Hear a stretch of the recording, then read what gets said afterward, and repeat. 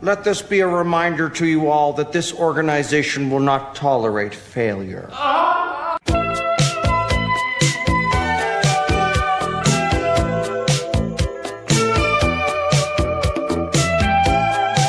The side of the federal building has been blown off, Jesse.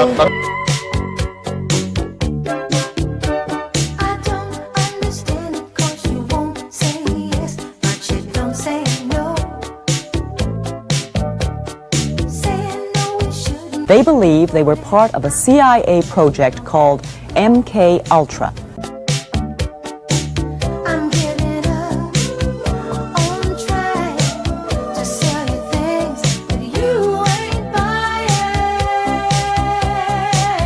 Just like a segment of society that is not living in reality.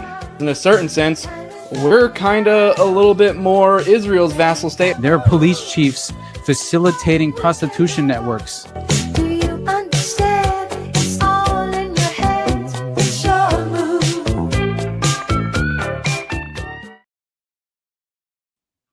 What up, everybody? Good morning. Welcome to the Morning Dump with Austin Picard of the Underclass Podcast.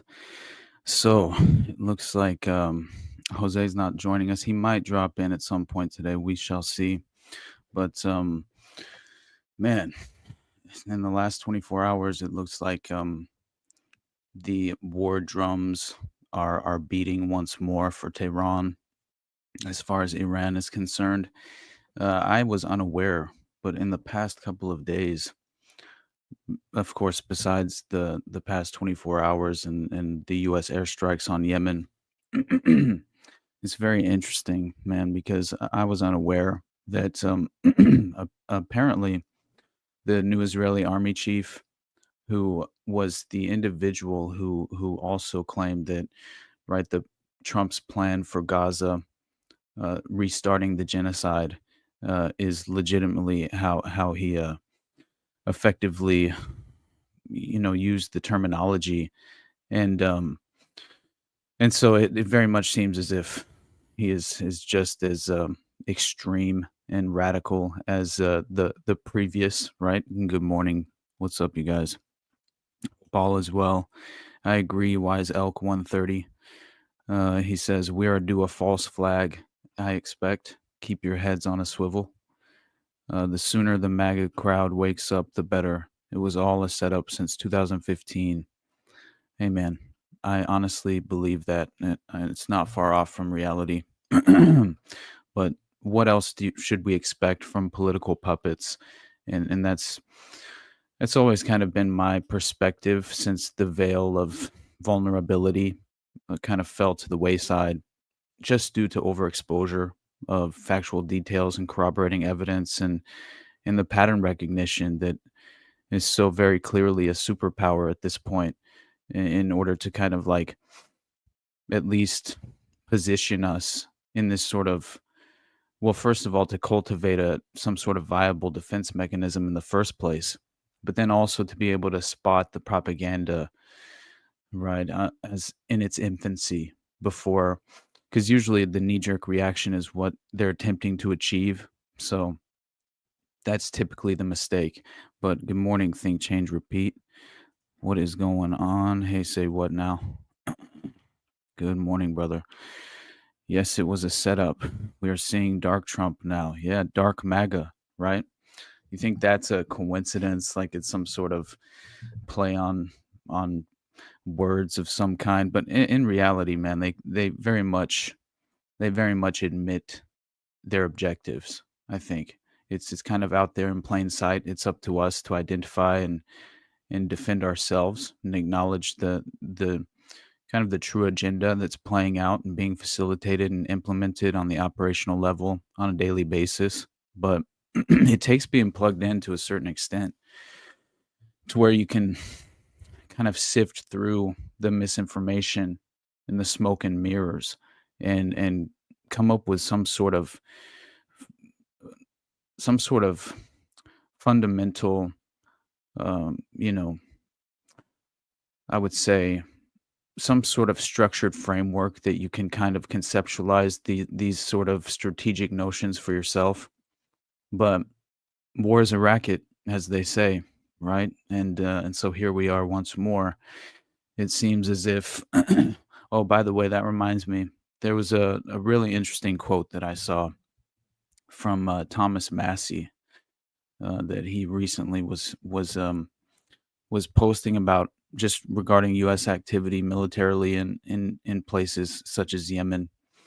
He had a statement as recent as just a few days ago, within the week, and basically, first of all, he's quoting his own original statement, claiming the military-industrial complex demands about $50 billion per year in war.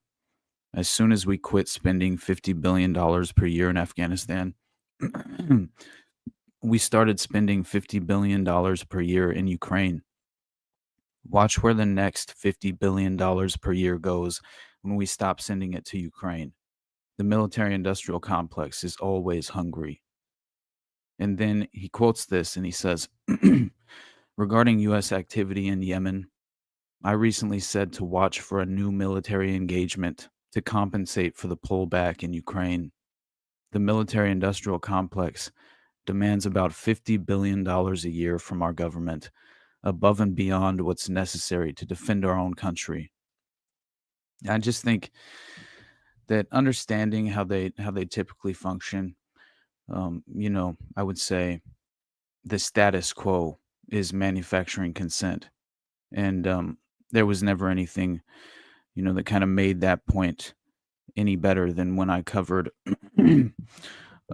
Operation Dark Winter and the anthrax attacks, which I believe to have been a manufactured crisis and very much a false flag to kind of help lay the groundwork to encourage the original initial invasion, and as far as the Iraq War and Afghanistan War, there in as far as when the invasion took place, it was very interesting because leading up to the invasion and then post invasion in Iraq, it was interesting to me the fact that they utilized that very propaganda to very much achieve manufactured consent, right? And as far as just the public's perception of the Iraq War to begin with, so it's par for the course. And so when you see, like, as I covered it in Operation Dark Winter, you notice that this is a recycled tactic, right? It resurfaces far too often, and it's always within the context of these foreign policy, as far as just the international proxy conflicts, right? The escalation of really just, honestly, it seems like they're attempting to implement this globalist framework, right? And so it very much takes these geopolitical proxy forces to kind of achieve those goals. And so, yeah, I think that the retaliatory strikes on Yemen, perfectly resemble how we conduct our foreign policy on a daily basis. And so none of this is at all surprising. So we have to become a little bit more aware of these recycled tactics that at this point, it's undeniable that that things such as war propaganda and the fog of war, like the Ghost of Kiev and those ridiculous stories of Snake Island in regard to the Ukrainian proxy war, serving as just, once again, war propaganda, creating this convenient false narrative, which is far easier for the average American, seemingly suffering from this lack of exposure to historical context. Just in regard to any of these international territorial disputes. So it seems as if it's very much the goal behind these false created narratives out of whole cloth is to justify blind support for the U.S. role in these conflicts, and then inevitably the public will endorse them, and without any sort of comprehension, just baseline comprehension of the conflict in itself, especially regarding its origin and any of the motivations. Because again, if you understand the Mockingbird media, how it's kind of leveraged and exploited to benefit the establishment, the permanent establishment, right? Um, and that's another thing that when I covered the Pilgrim Society, public diplomacy and right, um, it's very strange because the Pilgrim Society is a great example, right, of it. Despite who we vote for, there very much seems to be a permanent establishment in place. These unelected bureaucrats, the aristocracy, overrepresented in every single aspect of political representation at every level.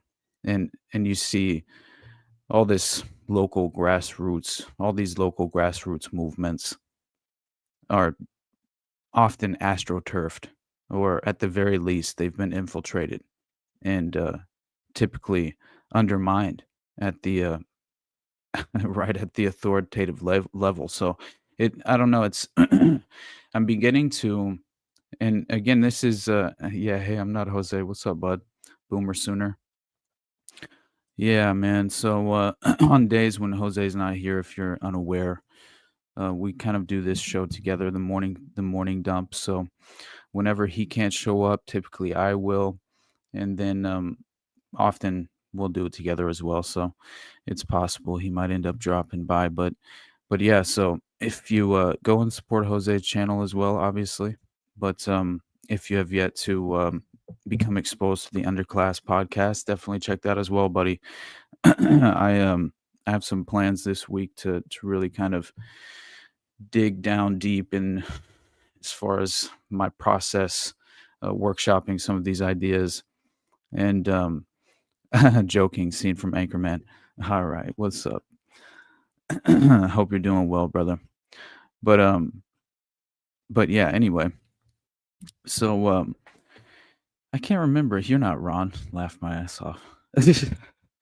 Anyway, I can't remember what the hell I was just talking about, but the main point is that we have to remain forever skeptical, permanently skeptical of these misconceptions, which always seem to fall in as far as fall within that framework of manufacturing consent, in order to create this blind support for U.S. Involvement on the world stage. But anyway, I think that it's been exposed, many of these false narratives as well. Let's see, what's up, EA? I watched your tinfoil hat episode. First time I heard of you guys, and I think you're on absolutely the right path. I've done a lot of research on Gladio in the past 20 years. Awesome, buddy. Thank you so much, man. Yeah, for anyone who's new, due to our recent appearance on TFH, welcome. It's nice to officially, I guess, get to meet you guys and and have you as a part of the audience for the show. But yeah, I think we did a decent job. I really do think, as far as the presentation. As always, I was a little frustrated because there were a few points that I left, as far as just that were very important, that I was hoping to kind of at least kind of tie back in to the overall conceptual, just as far as the conceptual framework was concerned. But you're always going to, it's inevitable, you're going to leave a lot on the table when you're dealing with subjects such as this, so it kind of makes sense. But yeah, Eyes Wide Open is pretty legit as far as on Twitter, as far as I can tell, so I'm sure they have a legitimate channel. I'll have to check it out for sure. But yeah, again, like, you consider in 2019, right, the military industrial complex up in arms again once more, attempting to, when President Trump, of course, in his first administration, was attempting to withdraw U.S. troops out of Syria at the time. And this was when he was kind of the notion was he was attempting to shut down the eastern, I think it was the southeastern safe haven that was effectively being defended and set up by the Western, essentially the U.S. Proxy proxy forces and mercenaries, and of course the NGO complex as well was playing a role. If you didn't recall, the white helmets were very much a key component within the overthrow of Assad, at least staging the leading up to the overthrow. But this time, of course, the justification to stay bogged down in this military conflict on the opposite side of the world was that a withdrawal could potentially betray the allied proxy group of Kurdish forces, right? Who, by the way, the SDF, who are basically the kind of the military force representing the Kurds in the area. And I believe they just signed a deal with the new HTS Al Qaeda government in Syria under Jolani to basically be absorbed into the established, now the newly established HTS Syrian military, HTS led Syrian military. So it is interesting that, of course, the notion was always, in order to keep us in this military engagement, the pretext was always crocodile tears for the Kurds. But they were always just being exploited by U.S. special interests. And so this is another reason why we cannot accept things at face value. But yeah, anyway, so beyond that, I also found it very interesting. And as I mentioned, you have, I guess first I should just lay down the basics briefly if people aren't aware of really what happened in the last 24 to 48 hours with the U.S. launching these airstrikes on Yemen. Basically, it killed at least 31 people, most of them women and children, after President Donald Trump warned that hell will rain down on the Houthis. And there's been ridiculous footage of dozens of these injuries, the aftermath and carnage affecting Yemen, which, by the way, watch this. This is pretty nuts. I'll share this briefly because, excuse me, by the way, trying to clear my throat, man, since I woke up. But all right, so the US, UK, and Israeli warplanes have been bombing Yemen and oil refining facilities in Al Hudaydah, the port. The excuse given is to defend Israel. In other words, to defend Israel's right to genocide and starve Palestinians. Now they want to do more killing of Arabs in Yemen. Now, it's not quite as simple as that. I mean, obviously, they're the claim is, which of course this to me is again war propaganda, but the claim has been that we're bombing Yemen in order to defend U.S. shipping lanes, but it's really in order to defend Israeli shipping. Honestly, at this point, if you understand the geopolitical stage here, it very much seems that the attacks came after the Yemeni rebel group threatened to resume attacks on Israel-linked ships in the Red Sea over a total blockade of the Gaza Strip, which is now in its third week, obviously. What's up, buddy? Mafi Martinez, my first live. Awesome, brother. Definitely keep tuning in. We basically, at this point, we're effectively doing this 7 days a week, so definitely keep tuning in to one of our channels. But let's see. What else do we have here? Israeli forces continue attacks on Gaza, despite the ceasefire, of course, killing at least 12 people, including 8 relief workers and a child in northern Lahaya, Beit Lahaya. Gaza's health ministry says at least 48,572 Palestinians have been confirmed killed and 112,000 wounded in Israel's war on Gaza. I'm sure that's that's probably a I don't know how accurate the 48,572 number is, but it's very difficult, I think, to actually get accurate casualty numbers, especially during the course of a conflict such as this. So But this is alleged, apparently, according to Gaza's government media office, the updated death toll is more than 61,700, saying thousands of Palestinians missing under the rubble are presumed dead. At least 1,139 people were killed in Israel during the Hamas-led October 7th, 2023 attacks. More than 200 were taken captive. What's up, PJR? How you doing, brother? Yeah, hit the like button, everybody. It is free. And get that free 99.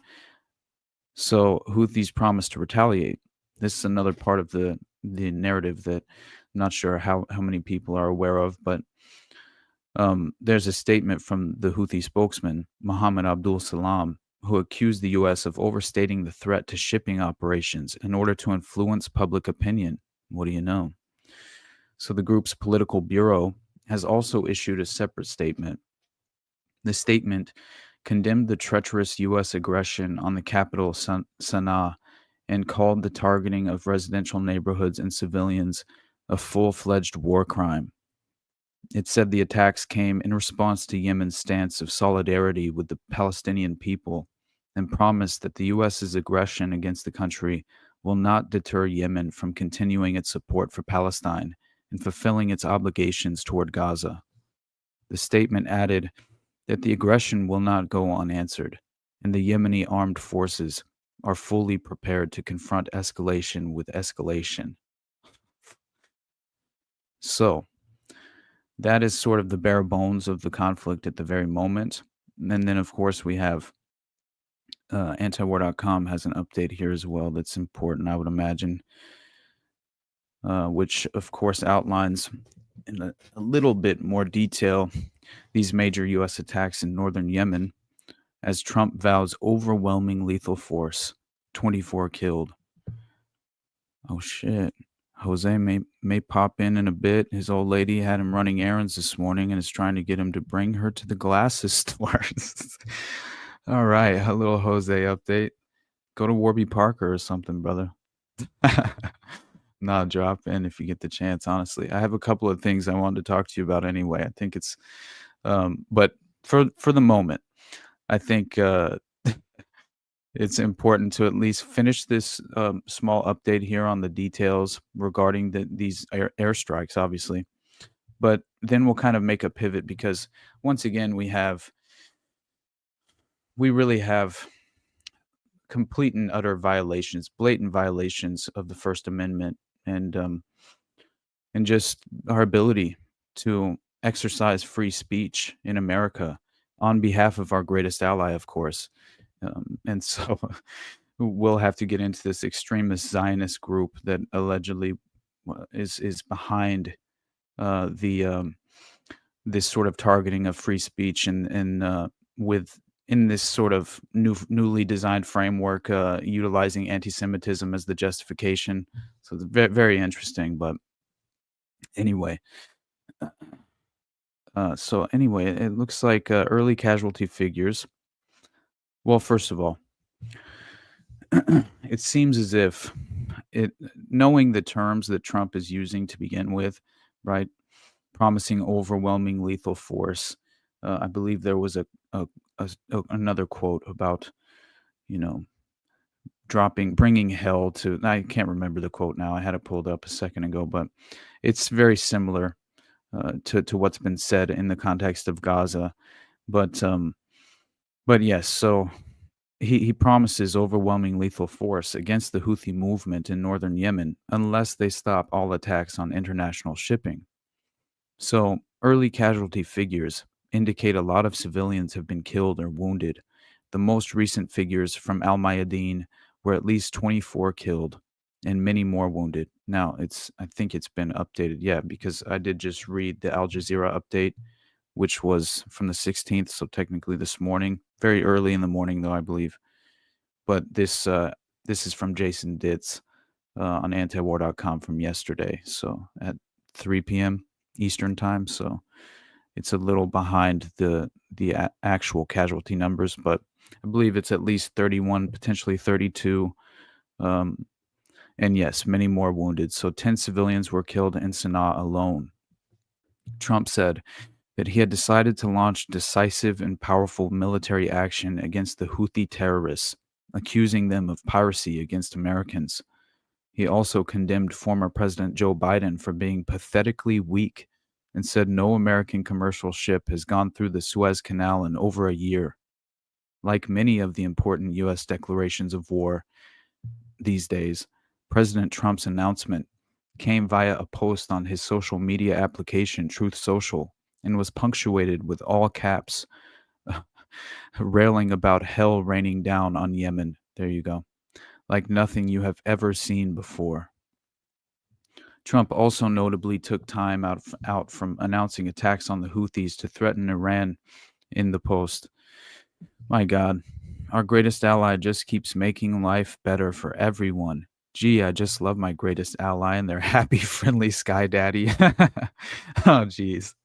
PJR's on one this morning. So it looks like, once again, he's threatening Iran, which again falls in line. We'll have to watch that small video of Colonel Douglas Macgregor on Tucker, because these things, they don't happen by accident. I feel as if it at the very least, it pushes the public, right, the allowable opinion as far as the conceptual outcome. And so then you kind of embed and seed this narrative into the subconscious mind of the vast majority. And that's what I despise most about propaganda, right? I mean, my God, unbeknownst to the vulnerable and the naive, they will fall into the trap every time. And it becomes very frustrating once you're aware of these techniques. But so he insists that if Iran continues to support the Houthis and the Houthis do anything to threaten Trump, who has received one of the largest mandates in presidential history, he would hold Iran responsible and won't be nice about it. The U.S. has been backing military action against the Houthis in Yemen for many years now, dating back to the Saudi-led invasion of Yemen in 2015. That invasion was predicted on the idea of reinstalling President Abdurabu Mansour Hadi, and who was a close ally of the Saudis. And by the way, that was the quote from Obama on Israeli media,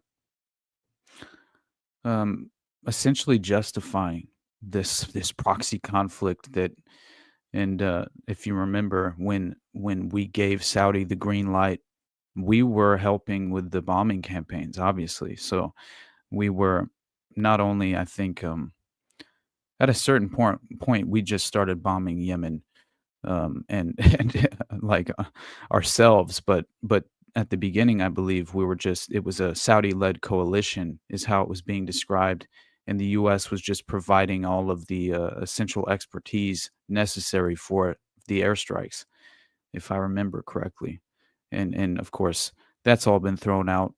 That was in order to save face in the beginning, in the right, as far as just the initial stages in its infancy, in order to gain that plausible deniability for public perception, which at a certain point, especially regarding an international conflict such as this, because Yemen is so just kind of, outside the just popular conception to begin with. I mean, it's such a small country. The vast majority couldn't even find it on a map, I would imagine. So out of sight, out of mind, as they say. And unfortunately, I think that applies to far too many Americans. But it is the way of the world at this point. So if you remember, though, Obama goes on Israeli television and he's justifying this green light to Saudi, and essentially claiming that, they had to placate the Saudis, right? So they signed the Iran nuclear deal. And in order to placate the Saudis, because of the Iran nuclear deal, they had to allow them to engage in this conflict in Yemen. So that was the justification that Obama attempted to you know, kind of outline and explain and describe to his seemingly his overlords, right? But it is very strange that you would have a sitting U.S. president go over to a foreign country and speak on their domestic news channels about a pretext, providing a pretext in order to placate a foreign, what's supposedly an ally, but very much seems to be an adversary in more ways than one. But an adversary to who? To the serfs in the U.S., right? To the peasant class. Um, yeah, not at all. They seem to be a very viable tool for the elite unelected bureaucrats. So anyway, the invasion was, of course, predicted, as I just said, and as you know, Jason Ditz outlines here in this piece. But yeah, so Hadi had resigned a few months before the invasion, and this was an attempted reinstallation of the initial puppet that the West had installed. So the Saudi invasion resulted in a protracted war, leaving Saudis and their allies in control of much of historical southern Yemen. But the Houthis retained the north, including Sana'a. The U.S. for years backed the on-again, off-again offenses against central Yemen, trying to push towards Sana'a, but that ultimately never happened. The Houthis became a bigger deal internationally after the Israeli war in the Gaza Strip. The Houthis, made of policy of attacking Israeli-linked vessels passing by their area, and picked that up to include many commercial vessels, leading major shipping companies to avoid the area. Under President Biden, the US, Israel, and UK launched airstrikes on the Houthis multiple times, though it did not result in any halt of strikes on ships. The Houthis did, however, briefly stop attacks when the Israel-Gaza ceasefire was announced, though they have resumed attacks on Israelis in recent weeks because Israel is blocking humanitarian aid from entering the Gaza Strip. Which, by the way, all electrical, all water, the HELP plan is being implemented as we speak. So, and another thing I found very strange is considering BlackRock and their direct connection to the Panama Canal just being purchased essentially, and then you have Trump really kind of, in my mind, it seems like he's using the state to, of course, kind of follow through with BlackRock's purchasing of the canal and the various ports within the Panama Canal, and following off of the heels of this negotiated deal. Which, by the way, what are these? These are they are the definition of special interests.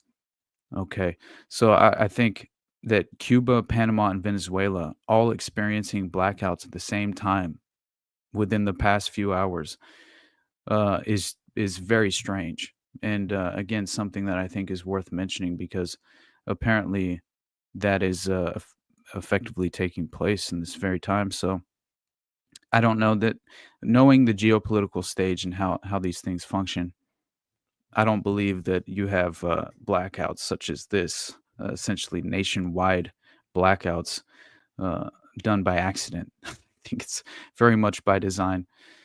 So who knows what the result of that will be? But I'll attempt to follow up with that story within the next couple of days. But anyway, so the Houthis, of course, they did, however, briefly stop attacks, as I said, but then resumed these attacks on Israelis in the recent weeks due to the blocking of humanitarian aid. So the Houthis reportedly sank 2 boats in 2024, and President Trump claims they cost the U.S. economy billions of dollars. It's difficult to quantify the actual cost, though the Suez Canal was a popular shipping route, and many are avoiding it now in favor of safer options. Multiple strikes hit Sana'a itself. Many of the U.S. airstrikes are reportedly targeting the Houthis' defensive capabilities, including missile systems and air defenses. Details are still coming in regarding the extent of the damage. Man, I covered BlackRock briefly. It was basically Which episode was that? It was in the context of attempting to outline, if I believe it was actually, maybe it was the DARPA episode. I'm trying to recall. Anyway, I can pull up those notes at a certain point if I can remember. Military industrial complex. Okay. I think that other than I'll find that because I'm looking for it right now and I probably shouldn't, but I definitely had some notes about BlackRock that I need to actually pull back up at a certain point because it is very important to no, you're not throwing me off, buddy. It drives me insane. I need to make better notes as far as I need to title them a little bit better.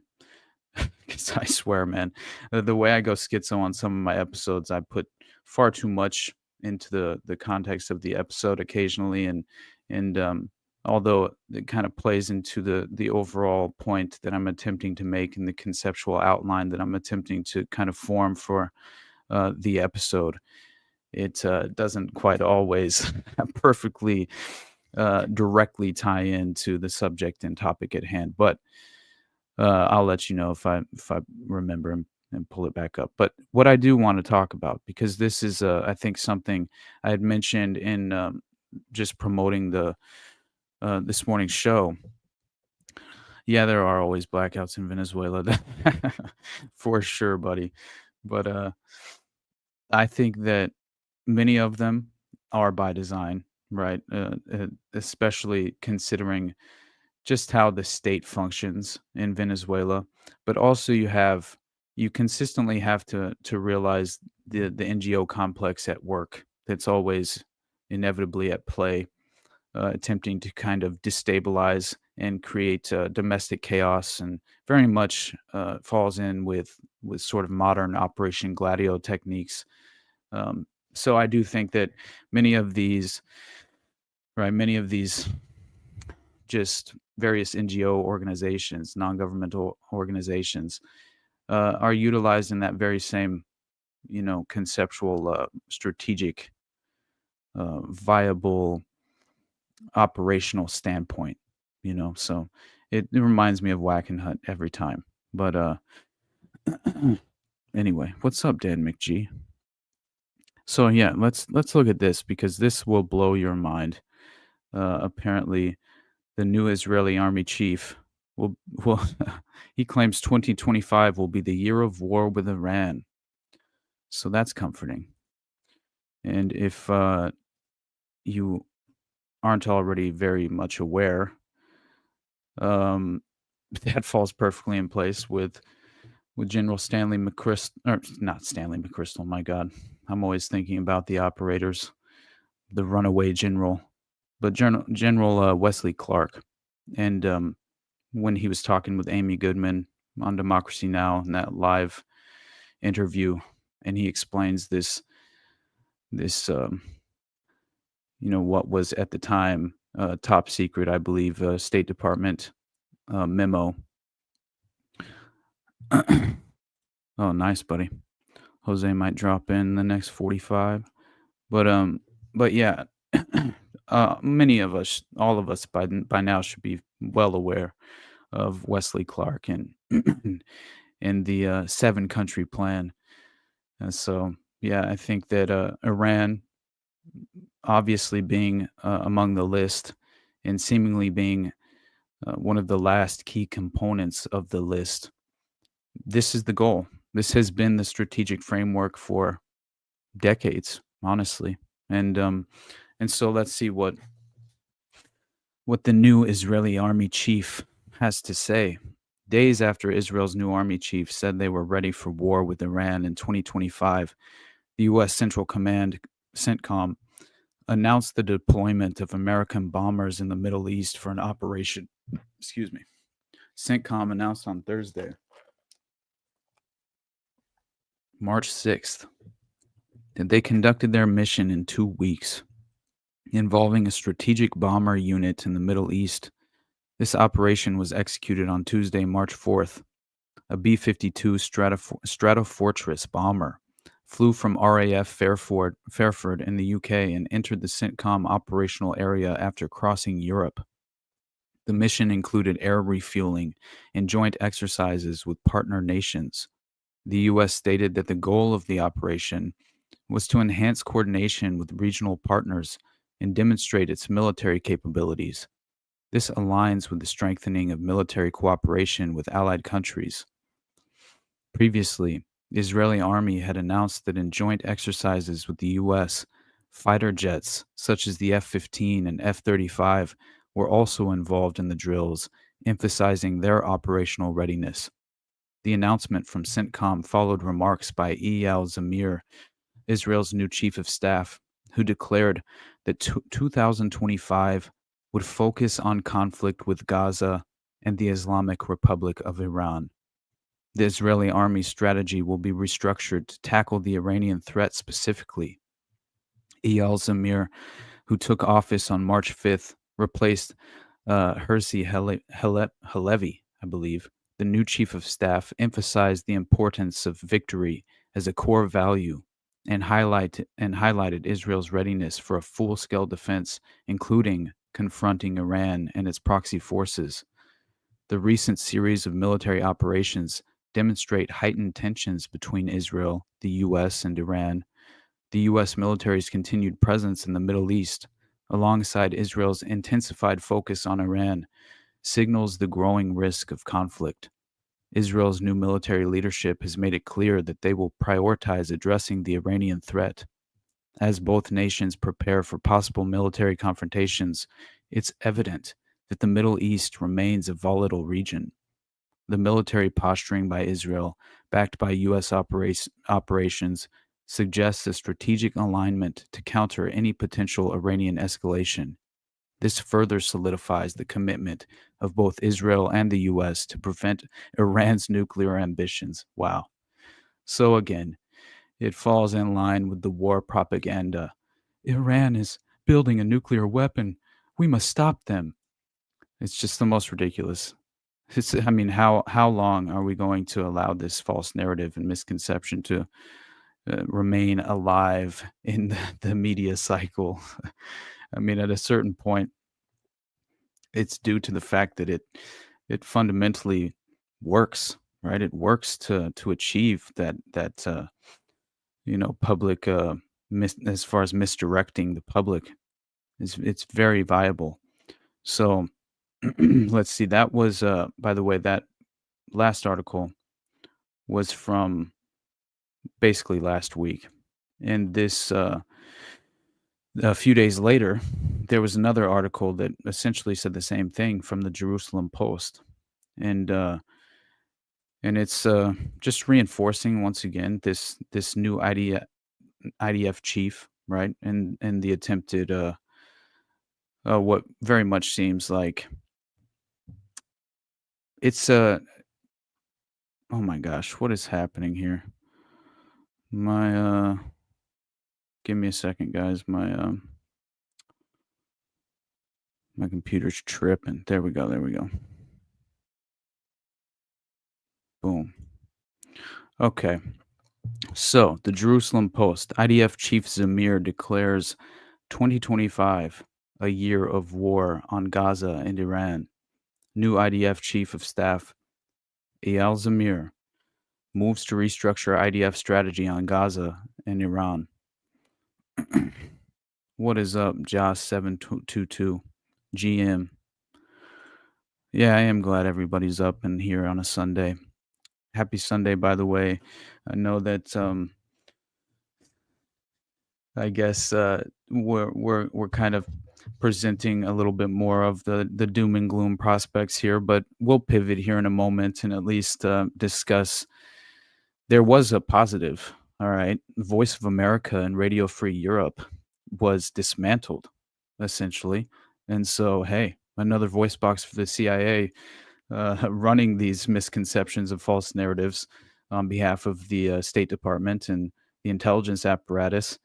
At least we have some sort of negative consequence and outcome for that very network of clandestine operators who utilize these smoke and mirrors, right? So it's anyway, we'll finish off with this story. I just felt as if when you understand that Eyal Zamir, this new individual chief of staff, who is apparently a lieutenant general and the incoming IDF chief, he is now speaking in these very certain terms in regard to this sort of but he's seeming to 100% acknowledge this legitimate pivot toward Iran as a priority.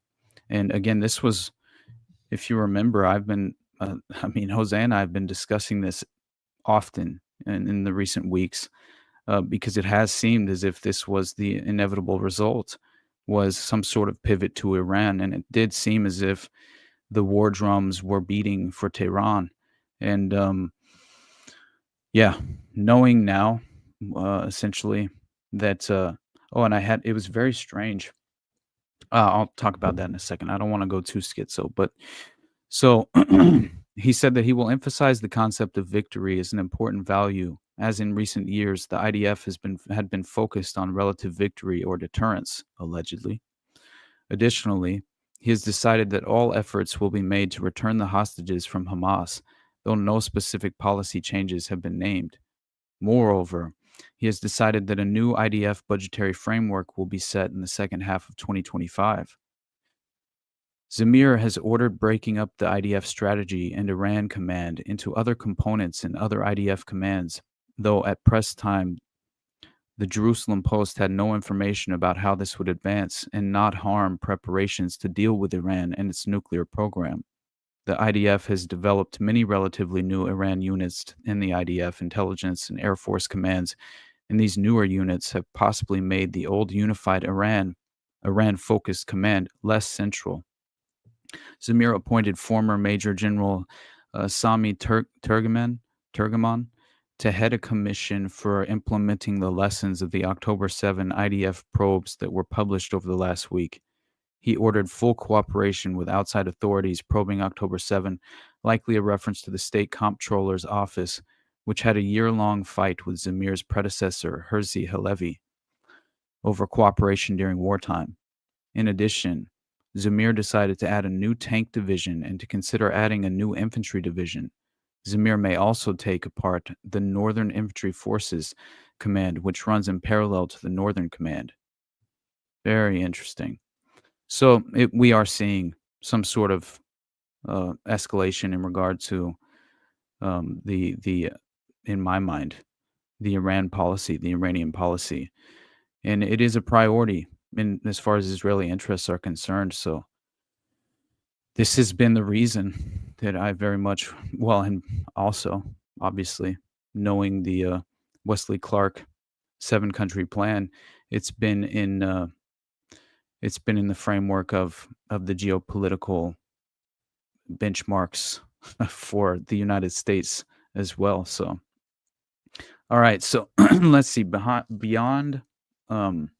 Oh my gosh, there is one other thing that I wanted to talk about that will feed perfectly into this Voice of America being dismantled, and basically it kind of like it'll piggyback off of this direct, really targeted violation of the First Amendment and free speech in America, using anti-Semitism as the pretext. And so what I was unaware of was that, and this was a piece written by Brett Wilkins and published on the 15th, yesterday. I'll share this as well. Because this kind of proves out that the Mahmoud Khalil, the recent arrest and detainment of this green card holder, it kind of plays out that there were very much special interest groups involved in this, what seemingly became a political football overnight, and but it is a precedent-setting operation as well, as Jose and I sort of discussed on Friday. But so as it says here, extremist Zionist group sent list of Palestine defenders to Trump officials for deportation. Betar, which the pro-Israel Anti-Defamation League has blacklisted after comments like "not enough babies were killed in Gaza," says it provided thousands of names for possible arrest and expulsion. Betar, the international far-right pro-Israel group that took credit for the Department of Homeland Security. Hey, buddy, I understand that perspective of not caring what pretext they use to deport foreigners, but I do think that these pretexts, they become, as I said, precedent-setting operations that inherently affect U.S. citizens, right, and our inalienable, allegedly God-given rights. And as we know, the vast majority of people seem to worship the state. So in their lives, in their power paradigm, the state has become God. So they worship the state. And knowing that, it's very much, I think it should strike all of us, as far as we began the show by saying, keep your head on a swivel. It's inevitable. If there was no reaction or dissent or resistance to such a violation of fundamental constitutional rights, that this will only inevitably affect U.S. domestic citizens who become dissenters in the context of Israeli policy. So, in this very moment, considering the political environment and the wartime environment that we find ourselves in, yeah, keeping your head on a swivel is the most important thing we could do, because, yeah, as I said, there, how can we, especially realizing all of these influencers being swatted? I mean, I think Radix, right, Christina Radix Verum, I think she was swatted, which I didn't realize that until Jose mentioned it, and then I saw that she tweeted about it, and man, that's a slippery slope, right? And you can only hope that's not some sort of sign for what's to come, as far as some real crackdown on fundamental free speech, especially in regard to sort of this notion of dissenting against these pro-Zionist wartime policies and interventionist policies. So yeah, that's basically, and I understand your perspective, buddy. I'm not targeting you, man. I just I agree with the sentiment as far as what part of what you're saying as well, because it's perfectly understandable. But again, I'm always concerned about the dystopian vision of the state and what they're attempting. These measurables, they're always attempting to move the goalposts, and yeah, I am very concerned about any sort of criticism in regard to Israel being labeled as anti-Semitism. It's a very, very dangerous precedent. But anyway, so jihadis, as they say, jihadis have no place in civilized nations, Betar said on social media Friday following the publication of a Guardian article on the extremist group's activities. Earlier this week, Betar said, yeah, and imagine, it is a scary time for free speech. Think, change, repeat. He says, and I think it is meant to be for those who see what is being conveyed through the swatting or deporting. Absolutely, brother. Yeah, and if you only understand and realize the limited capability of any, there is no free speech in the UK, man. Like, you get called in for having a podcast and mentioning in just legitimate corroborated evidence, you'll still be called in by the local authorities, and they will tell you what you can and cannot say. And yeah, there's it's very unfortunate, man. It very, very much so. So I think that that is the slippery slope that they hope to inevitably, right? As far as like the vision of what they, in my mind, what they're always attempting to achieve, other than manufactured consent, is the totalitarian tiptoe. So here we are once again. I don't think it's kind of extraordinary to imagine that we're in a place where it's even debatable in regard to these fundamental God-given rights, allegedly. So yeah, man, very frustrating. But anyway, so earlier this week, Betar said, "We told you we have been working on deportations and will continue to do so. Expect naturalized citizens to start being picked up within the month." You heard it here first. Those who support jihad and intifada and originate in terrorist states will be sent back to those lands. Betar has been gloating about last week's arrest of Khalil, the lead negotiator for the group Columbia University Apartheid Divest during the April 2024 Gaza Solidarity Encampment. On Thursday, immigration officers arrested another Columbia Gaza protester, Leka Cordia, a Palestinian from the illegally occupied West Bank, for allegedly overstaying her expired student visa. Cordia was also arrested last April during one of the Columbia campus protests against the Gaza onslaught. On February, the Department of Homeland Security said that Ranjani Srinivasan, an Indian doctoral student at Columbia whose visa was revoked on March 5th for alleged involvement in activities supporting Hamas, the Palestinian resistance group designated as a terrorist organization by the U.S. government, used the Customs and Border Protection self-deportation app and, according to media reports, has left the country. Khalil and Cordia's arrests came as the Trump administration targets Columbia and other schools over pro-Palestinian protests under the guise of combating anti-Semitism, despite the Ivy League university's violent crackdown on demonstrations and revocation of degrees from some pro-Palestine activists. U.S. President Donald Trump, who in January signed an executive order authorizing the deportation of non-citizen students and others who took part in protests against Israel's war on Gaza, called Khalil's detention the first arrest of many to come. The Department of Justice announced Friday that it is investigating whether pro-Palestinian demonstrators at the school violated federal anti-terrorism laws.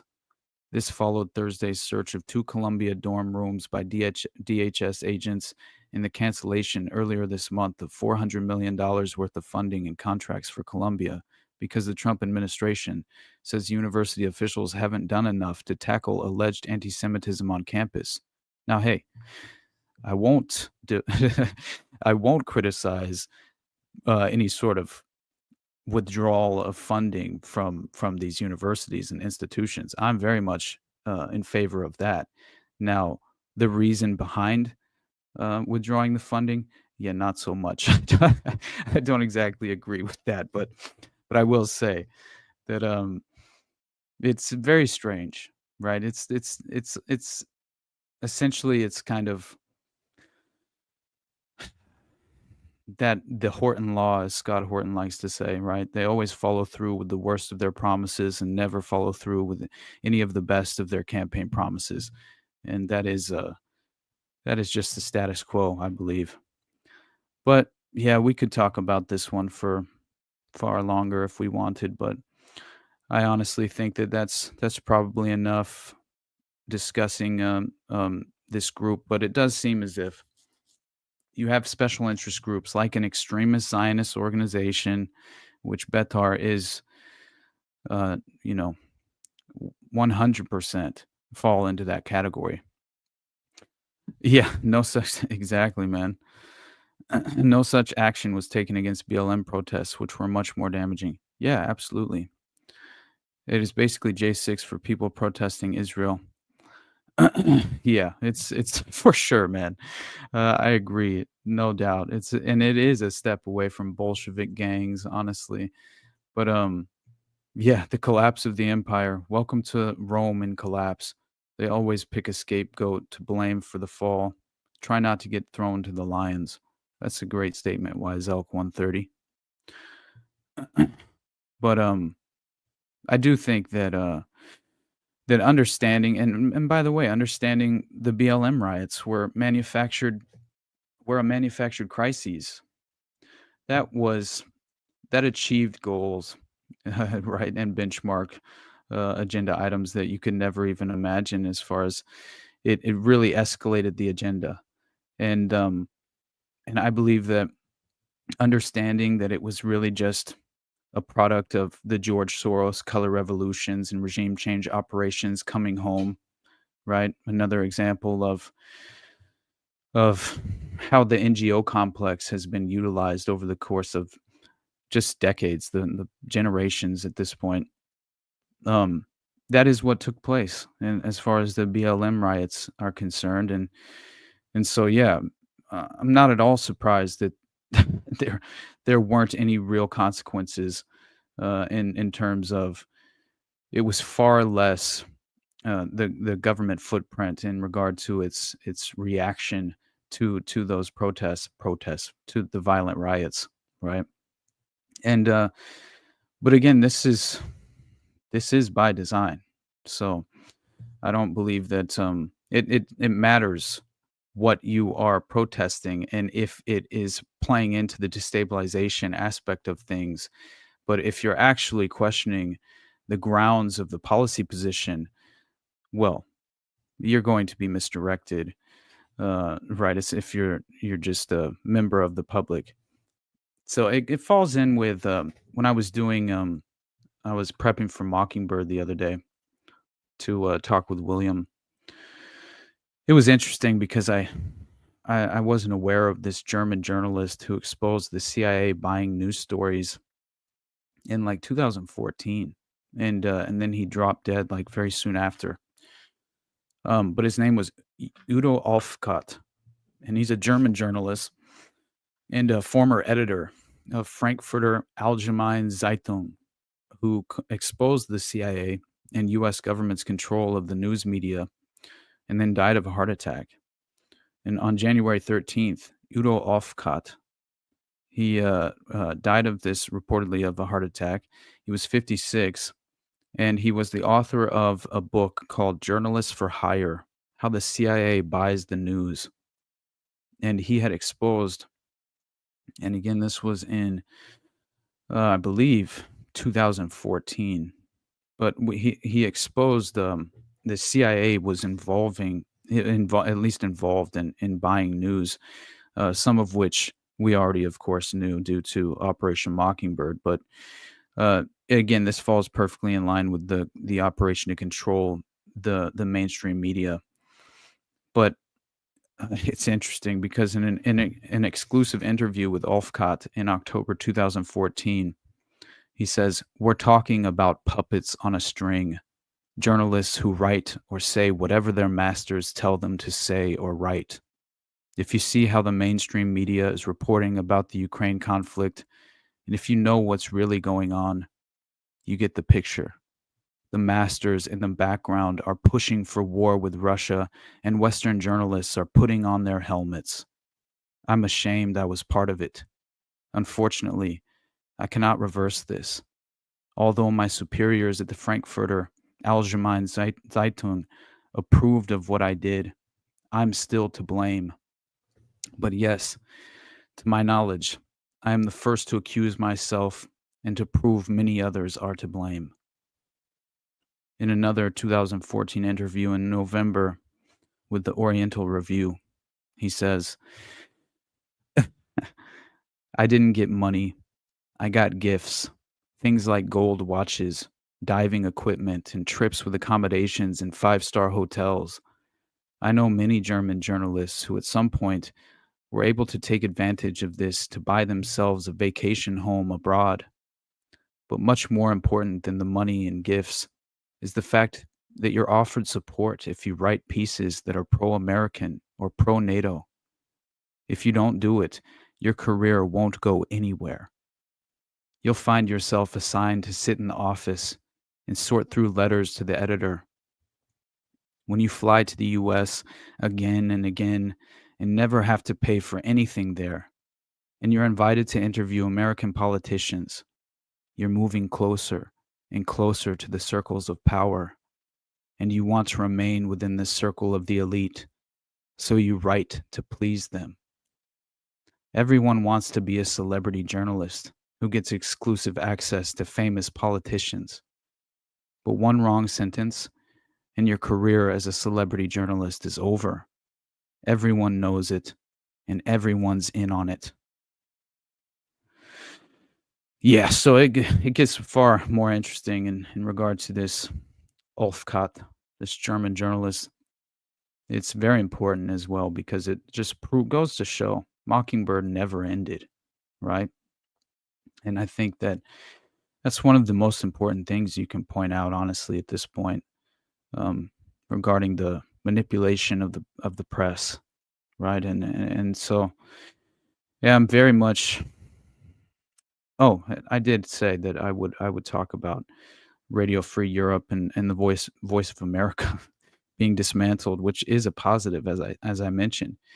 But yeah, I did find it strange. I did want to play one final video that I had mentioned as well, which was the point Colonel Douglas Macgregor attempts to make in regard to this potential escalation with Iran. And beyond that, of course, we had the announcement of U.S. forces allegedly taking out the new leader of ISIS in Iraq. So I believe it was Abu Khadija. I don't remember how exactly that one's pronounced, but yeah, when you have Trump saying to Iran specifically in his statements, in support for Houthi terrorists or face U.S. wrath, to all Houthi terrorists, your time is up and your attacks must stop starting today. If they don't, hell will rain down upon you like nothing you have ever seen before. To Iran, support for the Houthi terrorists must end immediately. Do not threaten the American people, their president, who has received one of the largest mandates in presidential history, or worldwide shipping lanes. If you do, beware, because America will hold you fully accountable, and we won't be nice about it. Of course, that was his post on Truth Social. So these forever wars are obviously continuing on, with the priority target seemingly becoming Iran. And there's zero constitutionality involved in regard to these airstrikes and this targeting of Yemen. And man, you just watch the videos, right? See the devastation. It's one of the sickest things I've ever witnessed, man. Just seeing the destruction of young children. But it's par for the course as far as the forever wars and endless wars are concerned, right? But let's see here. Colonel Douglas Macgregor.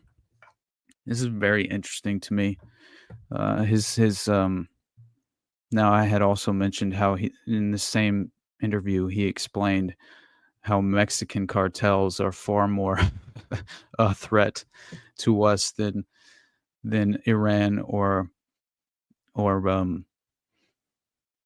yeah, it was very interesting, honestly, the way that he put this into context, but but still, he was just trying to kind of point at, but obviously I kind of balk at the presentation of an immediate threat in regard to Mexican cartels, due to the fact that I believe the CIA and the intelligence apparatus have been exploiting and leveraging the use of these cartel criminal organizations, which is the reason why they're still in power in Mexico.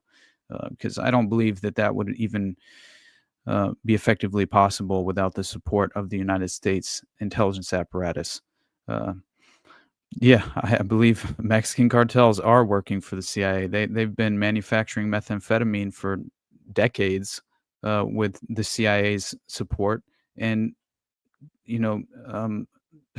specifically distributing it across the border into the U.S. domestically. So, yeah, I don't see how it seems again as sort of some contrived narrative, a manufactured threat. So you sort of engineer your own enemy and present it to the public as a part of the misconception, and then all of a sudden you create a new pretext, and you have the U.S. envoy to Mexico, Trump's envoy, claiming that he's not going to rule out drone strikes on these Mexican cartels and these terrorists. So, and again, that does potentially provide some sort of, as far as like in my mind, and it's been reported that, and of course, Elon Musk had made a few statements in regard to this as well.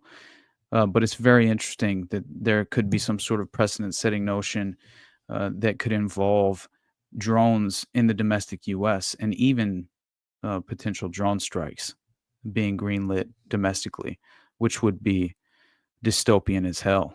And right, a pivot to the world order globalist framework. But let's listen into what old Colonel Douglas Macgregor has to say. And Zelensky, frankly, the way he was treated, I think President Trump was far too gentle. I'm surprised that two giant Secret Service agents did not come in, pick him up, and remove him from the office. But the way he handled Zelensky is the way he's got to handle Netanyahu. Because if he doesn't, Netanyahu will drag him into the abyss, because he wants this war in the Middle East come hell or high water. And it's not in their interest. What war? The war with Iran, the war with everybody. I mean, you've seen these settings where Netanyahu sits at a table and he's got everybody around him in his cabinet. And he says, this is our opportunity to settle with everyone.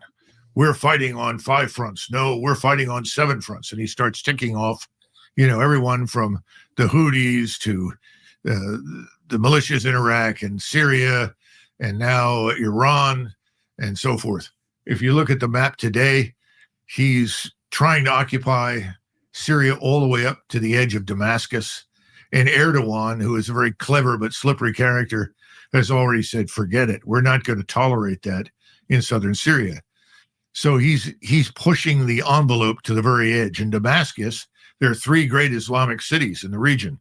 One is Cairo, the other is Jerusalem, and then Damascus. They're not going to surrender Damascus to the Israelis. So whatever happens, the Turks will eventually become involved. They'll march in. So, I mean, that creates a kind of structural problem because Turkey is a member of NATO. I don't think so, because I don't think NATO matters. Maybe you're right. I don't think it has for a long time. Well, it matters in a material sense. We just use the name NATO to wage a war against Russia for 3 years that we lost. Yeah. So, but that would be the end of NATO, right? Well, what we're talking about will end everything that we're accustomed to, the rules-based order, which just means our global hegemony in military and economic terms. Everyone in BRICS is now being forced together. We're forcing. Boom. It's very, I believe this is all very strategic in nature as far as how it's playing out in front of us in this very moment. And not at all am I surprised at this strategic outcome here, especially if you consider, man, I think it was Dan Cohen, who he's done a lot of great work as far as the Gaza conflict, and he basically put it in the terms of the Trump administration secretly approaching Hamas to open negotiations to secure the release of the U.S. citizens held captive in Gaza, and for a long-term ceasefire.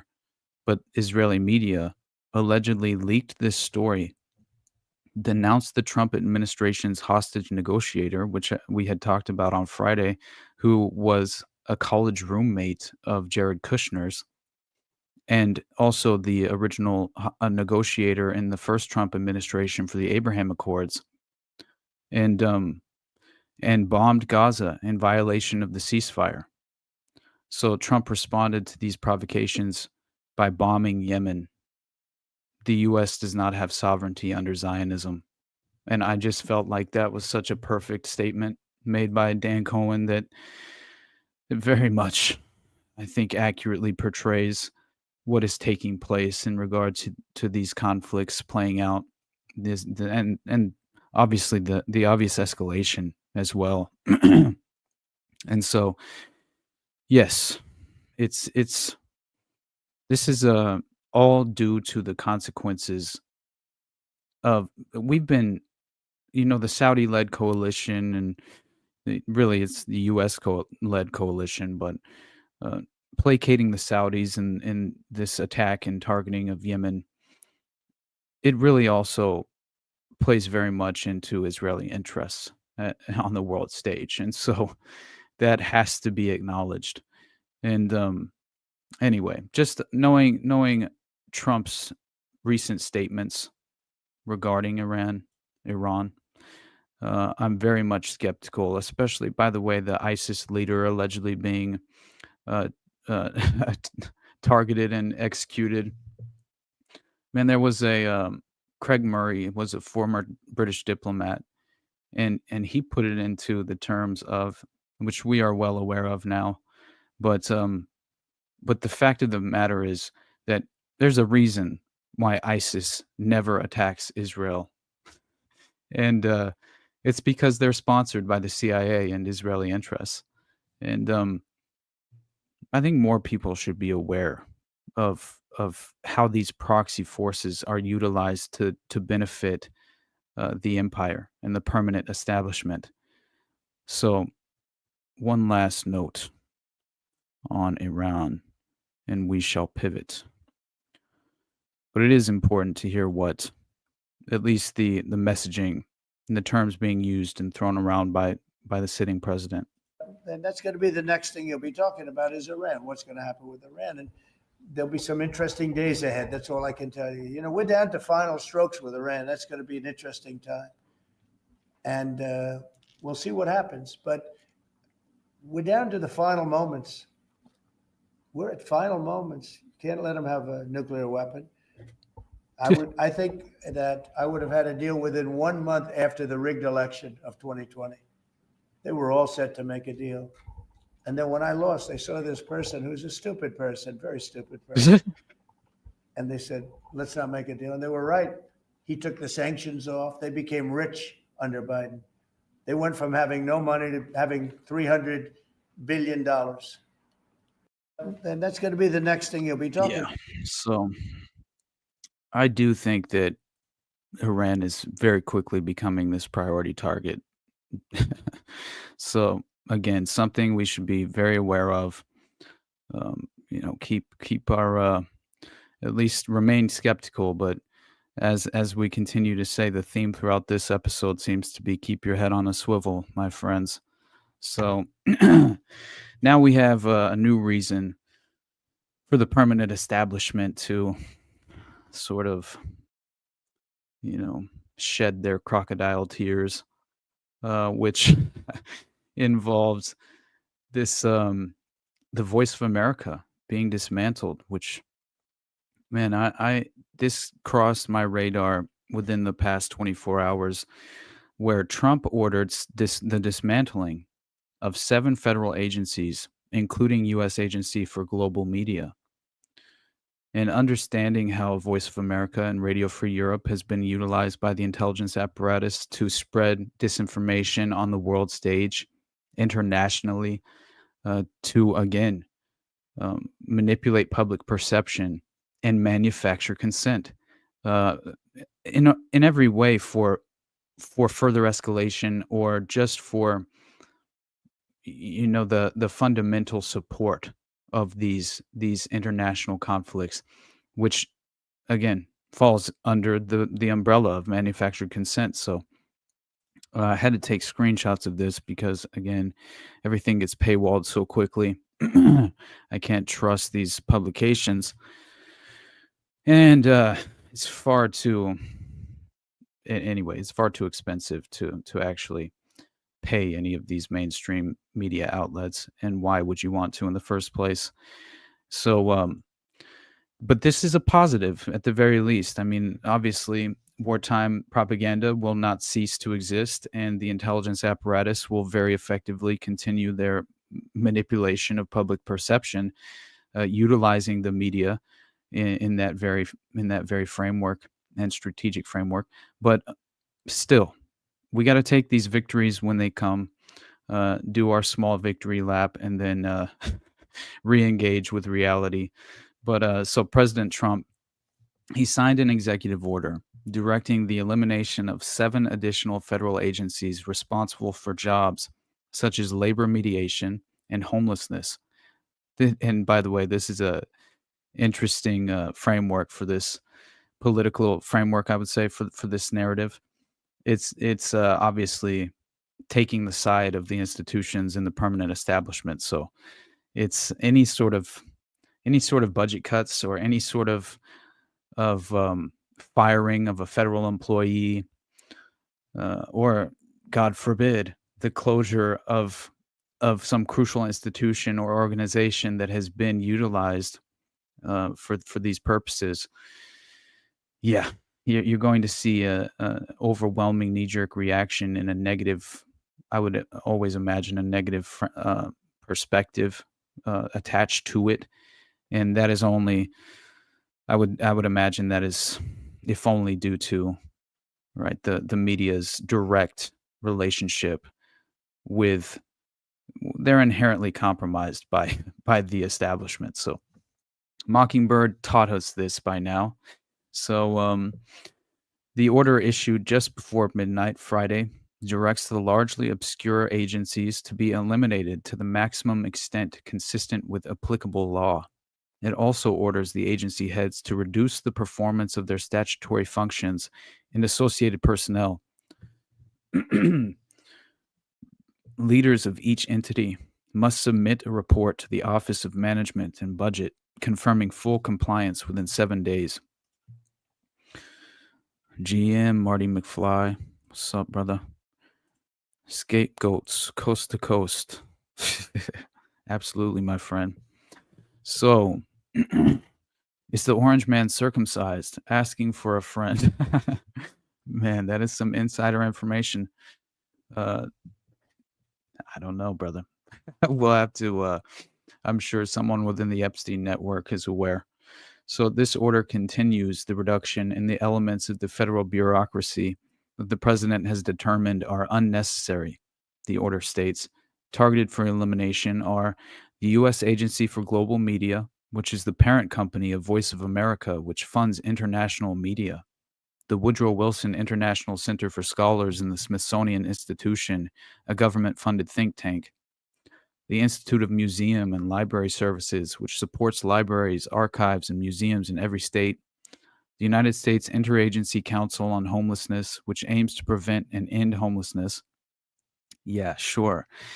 Seems to be aimed at encouraging and potentially creating the environment of homelessness. That is what it seems like, honestly, especially when you see these bloated budgets, especially in areas such as Los Angeles, which I can speak from as far as just, kind of like firsthand experience and knowledge just from living here. With the bloated budget applied toward allegedly combating homelessness, all that's happened is homelessness has skyrocketed and has been on nothing but on the rise. And that is because it's being encouraged by the state. And so when you have these bloated budgets that then do what? They provide jobs for a bunch of worthless feds, which is basically what happens. You have all these individuals who, work for the state, and they don't want to end the homelessness problem. They don't want to provide a solution because then they would be out of a job. And so you have, once again, the self-licking ice cream cone that is government, and it rears its ugly head. And we have to face the facts that homelessness is a tool and it is being utilized by why do you think all the arsonists were in homeless encampments when the LA fires started? I mean, it's the craziest thing of all time, but people are still kind of functioning off of some vulnerable naivete and very much it is very much this extremely naive perspective, and it's not grappling with the current state of reality. So anyway, the Federal Mediation and Conciliation Service, which resolves work stoppages and labor disputes. The Community Development Financial Institutions Fund, which works to expand economic development for underserved communities. Sorry. The Minority Business Development Agency, which aims to grow minority-owned businesses. That's hilarious.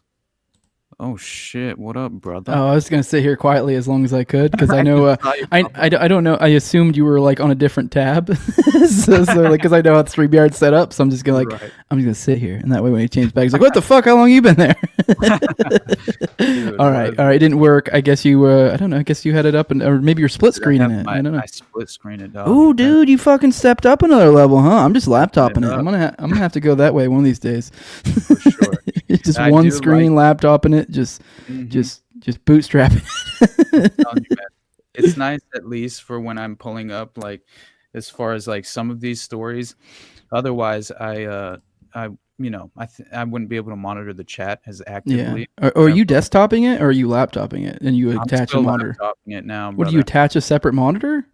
No, I have like there's an ability to split your screens up. No, I hate that. Okay. All right. Yeah. Okay. All right. I do that on accident occasionally. I'm like, what the fuck is going on? Dude, yeah, my screen looks like Okay. I'm straight up schizophrenic. All right, that's awful. Now it went from like, oh, that's super cool, dude, to like, dude, that's you live like this. Yeah, hey, bud. This is my life. All right, sorry. I know this is great content. Oh, you're good. Let's keep going. All right, I'm gonna finish this part. Yeah. And then I only had one other thing I wanted to mention, and we can talk about whatever if you had anything Oh else. hell you yeah, want. dude! I wanted to. Actually, I don't know. I don't know what I want to talk about. I have a couple. I guess I can give you a few options because there's a few things I did want to talk about, or maybe there's things you want to talk about with me. But all right, let's go ahead and keep going. I remember there was something you mentioned earlier. I was watching the show, but yeah, let's go. Let's keep going, bud. All right, dude. So this is like a positive, right? Like as far as just seeing the dismantling of a group such as Radio Free Europe and the Voice of America, or the umbrella organization that funded them all, which is basically funding the U.S.'s footprint of propaganda in international media. I mean, that's basically what it's really funding. And but apparently there were a few other things that were among the this sort of budget cut framework that Trump was implementing here. But again, as they kind of, it's basically over, but as they frame it, Trump is once again testing the bounds of presidential authority as he works to reduce the size of the federal government. The U.S. Agency for Global Media is congressionally chartered as an independent agency, and in 2020, Congress passed a law to limit the power of the agency's chief executive, a presidentially appointed position. The U.S. Agency for Global Media funds Radio Free Europe, Radio Liberty, and Radio Free Asia. It has a budget of roughly $270 million and more than 2,000 employees, broadcasts in 49 languages, and has a weekly estimated audience of more than 361 million people. Allegedly, what the public is supposed to interpret it as is their goal being to provide unbiased news and culture to audiences across the globe. But Trump heavily criticized the news outlet for its editorial decisions since his first term. Since returning to the White House, Trump named Kari Lake to serve as a special advisor at Voice of America, and then they kind of describe her loyalties. But it is very interesting. And one other point. Wait, can you bring that back up? I was sorry. I know we're kind of finishing, but I think I had a separate thought, and I wanted to read that. Wanted to read that last little couple sentences because I was thinking about Kari Lake. When is? Sorry, I jumped in the middle of this topic. When is this article or this thing? I don't know what you have as a this tweet or in like basically the past. Well, I took screenshots of this. It's from the okay. Washington Times. Gotcha. Yeah. Okay. And this is recent. This is a recent. Okay. I think within the past 2 days because this just took place basically. Yeah, I was just thinking about Kari Lake and the role. I don't know what's going on with her politically. She confuses me. I don't know if it's I mean, maybe it's something behind the scenes that we're unaware of, or maybe she's just, I don't know, maybe she's Nancy Mason it and just is like kind of being a fucking deranged broad and just like, they're like, oh, we thought you'd be cool and you're not cool in playing the game how you're supposed to play. It's not that she's like, against the evil or whatever. I think it's more just that she's just maybe a little bit off her fucking rocker, and they're like, even the evil fucking lizard people are like, yo, dude, like, what the fuck? Like you gotta move certain ways, and you ain't moving that way. But like I don't know if you remember recently. What was it like? Must have been like 4, 5, 6 months ago, or maybe longer. I have an awful concept of how time works. But there was that thing where she lost her bid for governor, and I think that was around the time there was that weird leaks that she leaked, or maybe somebody else leaked, of her having these talks with political movers and shakers that are seeming to want to edge her out and are basically like trying to in like a creepy man behind the curtains type way, kind of be like, okay, so this is what we're gonna do. I think you should sit out this, or I can't remember if it was they were trying to get her to get out or if they're trying to do something else, but she clearly wasn't playing ball.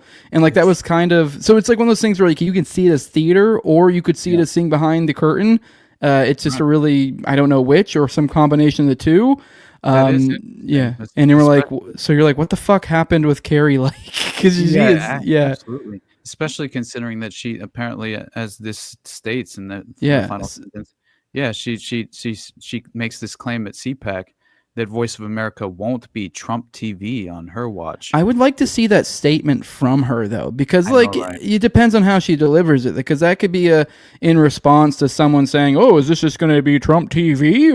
And then and then instead, then she goes, "No. Like I'm going to handle this in a blah blah blah way, and it's not going to be like it'll be it'll be fair and balanced, or I mean, one of those transparent administration. Yeah, one of those. Right. Like because you could interpret that as her shitting on Trump, or you could interpret that as her being like, oh no, kind of like you guys can come over here, it'll be cool, it won't just be MAGA fucking goy slop.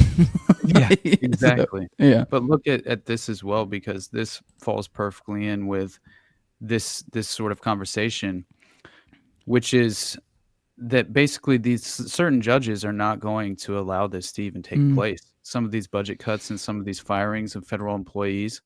And it's as this states here, as far as the CBS News, a federal judge in California ordered 6 federal agencies to reinstate probationary employees who were fired last month. And this was posted 3 days ago on the 13th. Yep. There is no political solution. It's just nuts to me. And by the way, this judge, he was appointed by Bill Clinton, which is just hilarious to me that of course... Yeah. That's I gotta say, I know this is I guess it's not really off topic, but that's been a theme that's been in my head recently, is that and this is something I've thought about in the past before. There was I felt like it was kind of a little bit of a bummer in a sense, the whole MAGA movement, in a sense that it kind of redirected for this there seemed to be this energy for a moment where people are like, there's no political solution, and people can see that as it's a black pill, or you can see that as yo, that's the path you need to take. There's two different ways to look at it, and I think the MAGA movement kind of got people caught up in this, well, maybe there is a political solution, right. and I think hopefully maybe we can get some people throughout this to kind of come to terms with that there is no fucking political solution. I don't know how many. I know everyone. Well, Ron Paul. And you're like, yeah, that's the point that you do this is the point. The point that you go, yeah, but that one guy. Yeah, you don't even understand how that's the issue, that you go, yeah, but that one guy, that one time, you're like, exactly. You don't see it of the thousands of people that interact in this fucking thing that you go, but that one guy. Mm-hmm. So it's because you could point to even Massey might be another good example, but I'm sure there's things you can show that he caved on, but even then you're like, maybe Ron Paul, maybe Massey, then what, you get to maybe Rand Paul, and you're like, okay, but even then he caves on shit. He sucks Israel's cock. He's absolutely. Man. So at some point you're like, okay, we have maybe 2 good people, and those are the people you can refer to. And even then, one of those kind of caves on a lot of party issues. Is pretty good about a lot of stuff, Massey. But yeah, you have Ron Paul that you can point to. I think people need to get past this idea that we're going to get fucking. I don't know, that you're gonna have this political solution. Once again, take your W's when they do cool stuff. Go, that was cool. But like, also don't get caught up in this idea that like, oh well, we need that. You don't need that. I mean, because that comes with the other side of all the L's that you're ignoring. So, and that doesn't mean that when they do a W, obviously encourage anytime good things happen by any person whatsoever. If they do, if they make a positive action, it's always good to encourage it. But like, I mean, also keep in mind that like if you're investing too much in this concept of like, oh, a political solution, you're missing the point. I mean, make your life better and work out from there. Really, so 100%, brother. But I had like, this is basically the only other story besides the Atlanta child murders, and that's sort of topical, and that is this Hunter Biden allegedly this Hunter Biden South Africa getaway, which is kind of hilarious, honestly. I'm not sure how much this really plays into his apparent deposition that he was intended to attend. But Hunter Biden reportedly traveled to South Africa for what is described as an ultra luxurious vacation, coinciding with a scheduled deposition he was set to attend in California. Despite claims of financial hardship and legal documents, Hunter Biden is accompanied by Secret Service detail, sparking public debate over the appropriateness and cost of such security measures for the adult child of a former president, which is another thing I thought was hilarious, that this is supposed to only apply to like 16-year-olds and under, which is very hilarious. Yeah. So Hunter Biden fled last week to South Africa. Okay, real quick to recap, just so I understand what you said. So you're saying the fact that he's still getting Secret Service is only supposed to be, or specifically for this vacation? You weren't scrolling through, so I was trying to read along. And yeah, it addresses it here in just a moment. Oh, okay. I was basically introing it first, but yeah, gotcha. So okay. Yeah. Hunter Biden goes on this South African luxury vacation with round-the-clock Secret Service protection, avoiding a grueling deposition scheduled for this week in California in the California lawsuit. So District Court Judge Herman Vera granted Hunter's motion to dismiss the case Thursday after the former first son claimed he was too broke to continue suing former Trump staffer Garrett Ziegler and his nonprofit Marco Polo. What the fuck? That is so funny. But photographs show Hunter was already in Cape Town the day the case was dismissed, staying in a $500 a night beachfront villa described on its website as an ultra-luxurious designer home with spectacular... That's not too bad, honestly. $500 a night for some sort of luxury, something. That's not really... I mean, it is in South Africa, so... I know, right? I'm just trying to be a little realistic here. I mean, obviously, my head goes to, oh my God, they're doing deep and dark, crazy shit. But you're like, $500 a night? Yeah, that's not too bad. Right. Oh my God. I mean, it's expensive, but it's not like, oh my God. Oh, for sure. Ziegler's lawyers alleged to the court last week that Hunter had fled to South Africa to potentially avoid his deposition in this case, which was set for this week after originally being planned for February. I wonder if that was something that you... Because I mean, when it comes to legal stuff, a lot of times you don't have to go. Your lawyer will appear for you. So I wonder if that was just like he didn't really have to go. Because I mean, that would be an important context to have there. Because if it is like he's flagrantly just disregarding the fucking thing, and then they still award his motion or whatever. I mean, obviously there's a lot of nuance to be had there. It is, I don't know, it's a different thing. You're dealing with a different thing than if it's just like, I don't know, he didn't even have to be there. But yeah, I mean, either way, I did want to take a moment to kind of focus. I don't know. I guess kind of want to ask you, have you really taken the time? I've only heard little like cursory bits here and there about the scandals all these Secret Service people tend to get in. It's constantly involving prostitutes in third world countries and all sorts of crazy shit like that. Madam, remember? Yeah. I mean, Craig Spence, his audiovisual blackmail operation was being protected by 24 hours protection from Secret Service. Now right? Put that in context of what these guys do and who they're hanging out with, and like especially if you're someone who's ever been, I don't know, a young person that partook of fun. I mean, obviously we would probably imply there's some probably incredibly like more than just fun, like you're doing immoral, unnatural, illegal acts, maybe. But let's just say it's just prostitutes and stuff. It's like, I don't know, we've all been there, and that like most of us, when we were young people, drinking, drugs, fucking, having fun, whatever, partying. Like, so if you think about the role these guys fill, and that they're essentially the bodyguards, and there's usually a retinue of all of them around, whatever person you're protecting at all times, you got to think you're essentially a walking party. So, like, as a politician, I mean, I don't know, maybe I have a misunderstanding, but I would assume if I was a politician, if I like to party, I like to have fun, I like to use this power to my advantage, I would want some chill dudes to hang out with if they're going to be rocking with me all the time, So, like, yeah, you know what I mean? So this is, imagine Hunter and his group of fucking Secret Service. I'm sure these people you have relationships with, you've known for a while. And so, like, dude, this is your party. You're literally a walking party. Like, I don't know. I mean, like, while I obviously think some probably crazy dark shit happens, in a certain sense, you're like, kind of cool. Oh my god, man. I mean, don't get me wrong. I think, like, I say kind of cool, but I actually wouldn't even want to live that life anymore. But it is so, like, I understand it. I get the appeal. I get what's going on. Obviously, we think darker stuff goes on, but also then you fill in that too with, like, think about, like, who's our fucking current deputy FBI guy, Bongino. So, and just think about these, like, yeah, I know he's like, a lot of people say he was great for a while. I don't know. I've never followed Bongino's stuff. They say he was great for a while.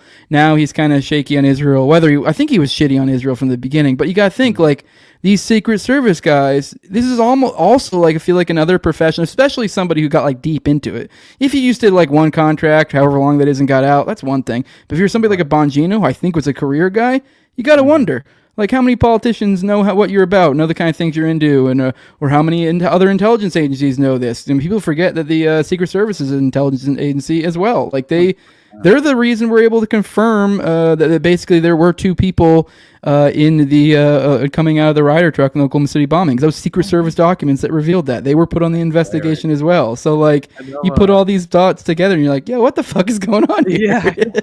Chicago plot, I remember that Secret Service agent, the first African-American Secret Service agent ever that was appointed by JFK himself, who blew the whistle, claiming the Secret Service was behind facilitating the assassination and covering it up post-assassination.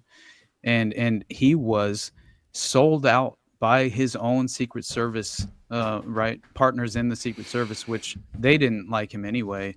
Apparently it was very much a racist environment at the time, and they were very upset that he was kind of an outsider who had been appointed by the president, who in no way, apparently the Secret Service was very compromised, and that the only few appointees that were directly appointed by JFK himself were the only ones who were resisting at any level and kind of asking any questions in regard to, this feels strange, right? And leading up to the assassination.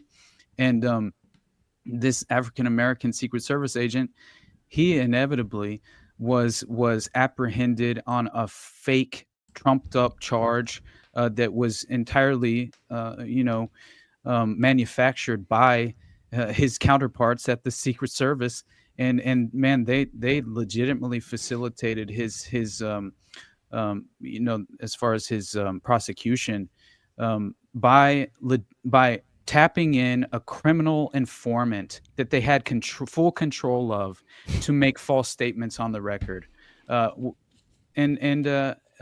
Again, help with the prosecution, so it's just like, my God, when you realize the level of involvement by the Secret Service, you're 100% right, man. Mm-hmm. Yeah. It's extraordinary, dude. Yeah. But that was what I found most interesting about this story, was that this is unprecedented, apparently, in regard to the history of the Secret Service. I mean, this makes a great example for kind of what we're pointing to. Like, look at these fucks. Like, look at what they're like. Look at the role they play. It makes it more obvious when you're dealing with a Hunter Biden. Obviously, I mean, I do think they overplay this a little bit with like the $500 a night and like so that like, because they did make it out like it was way bigger. I mean, don't get me wrong. It sounds like this is probably somehow all tax dollars being used. So I mean, I'd rather it be zero a night, but like, but like they are making it out like they're taking him to some like crazy fucking like Bohemian Grove. Like, God, who was it that God, there's a stat it was, God, there was something that just slipped my mind. The Epstein, he had that one, I think it was Diddy. It was the Diddy, no, the Drake thing. That's what I'm thinking of. There was that Drake thing where he got, during the whole Drake Kendrick thing, one of the drops was Kendrick showed some sort of weird proof. I forget if it was a receipt or what, that showed Drake was chilling at took one of the penthouse things I think was owned by Epstein. Or Wexler or something, but it was one of those ones that cost like some inordinate, insane amount of money per night, and it's like that level of money where you're like, yo, like that's like we're talking like hundreds of thousands. Like, dude, what's going on up there? Like, what you're getting like top level service. Like, people shut the fuck up. Like, I wish I need to look back and see if I can find that data point because we talked about it before. It is an interesting little one. Get it so I can refine that one before you even go into the party. Yeah, because it was one of those ones that essentially Kendrick, for those who were keen, essentially dropped that yo. After I already dropped all these allegations and like look where he's chilling and the kind of people he's doing, like hanging out with. Like, what is this dude doing? Like, that was one of those heavy tells of what Kendrick was kind of trying to say was going on. I mean, obviously, he did later then go pedophile. Right. Yeah. But, like, at that point, he was just implying. Exactly. Yeah, anyway, final point on this story. And then I did just want to briefly touch on the Atlanta child murders. Whatever. But so it's interesting because Ziegler, he claims, including the images, by the way, of well, first of all, it's very interesting that he makes this statement. He was in South Africa before the judge even decided the case. That means he's assuming his daddy's appointee is going to rubber stamp what he wants. Now, of course, keep in mind, this is the attorney for right that's opposing Hunter Biden in this lawsuit, but Hunter and his South African-born wife, Melissa Cohen, were spotted walking. That's very interesting. I didn't realize that.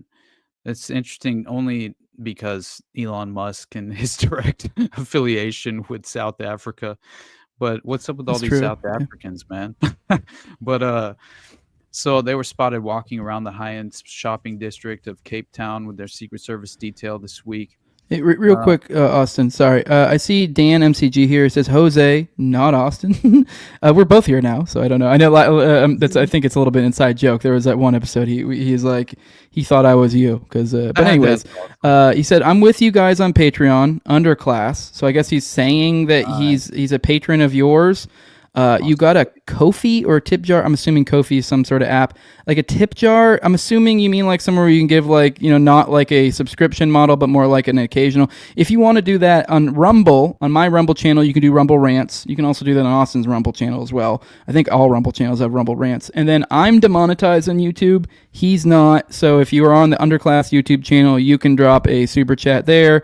But if you also want to support via Patreon, like I think you're saying you're already doing with Austin, I have patreon.com/nowayjose2020. That's the place you can do it if you'd like to support my work. At the lowest level is like $2, and that's where you get the early access to stuff. So you get the early access to episodes. I do like 1 to 2 paywalled episodes a week, and then they drop weeks later for the public. And then I get access to an ad-free RSS feed, and you also can get to where you can do video calls on me and Austin's call-in show on Tuesdays. But yeah, I don't know if you want to drop I don't know if if you've gotten to where you're better at plugging your Patreon and you need to learn your URL. That way you can just drop it off the top. But I don't know if I'm assuming, I don't know if he was asking for your Patreon or mine. So I don't know if you want to drop yours. So. Patreon.com/theunderclasspodcast. I'm that's easy. Why have you always been? Why haven't you been doing that? I don't know what to do, man. I'm doing my best, brother. But no, I definitely would. By the way, thank you, buddy, for your support, man. Just so you're aware, I can't thank you enough. But yeah, hey guys, I'm aware Cohen is Jewish. Okay. What? Oh my God. So yeah, 100%. It's which, by the way, I have had people ask before. Awesome, man. Thank you. $4 for Austin. Woohoo! Appreciate you, brother. Oh, by the way, it's not on my Rumble right now. I don't have it going to my Rumble since I wasn't here at the beginning, so I didn't get to set up my Rumble. So today, there's no way to tip me. So tomorrow, I think I should be here probably, and you should be able to tip my Rumble at that point if you'd like. So, but yeah, sorry. This South African Jewish handler,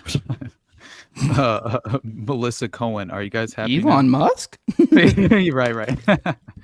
Oh man. So Ziegler, he claims he's including the images in his next court filing, seeking $200,000 in legal costs incurred after Hunter sued him over Marco Polo's digitized version of his notorious laptop from hell. So this is pretty much the final note, that's noteworthy. The scandal-prone 55-year-old son of Joe Biden does not qualify for statutory Secret Service protection, which only applies to former president's children aged under 16, per the former President's Protection Act, which was codified in 18 U.S.C. Section 3056. But Biden issued an executive memorandum before he left the presidency, indefinitely extending Secret Service protection for his son, according to Trump administration sources, which is very weird. That is just strange in general in my mind. But anyway, that's really honestly the most important part of it, I think, because I do just think how strange, and it is a precedent-setting notion. Whether I don't know really what the ultimate consequences of it would be, other than why would the Secret Service, continually protect the son of the previous president? It doesn't really make sense while he's under investigation and in an active lawsuit, litigation like that is very strange to me, man. Yeah, for sure. Anyway, and beyond the deposition aspect of it, I'm sure that's kind of more of just like a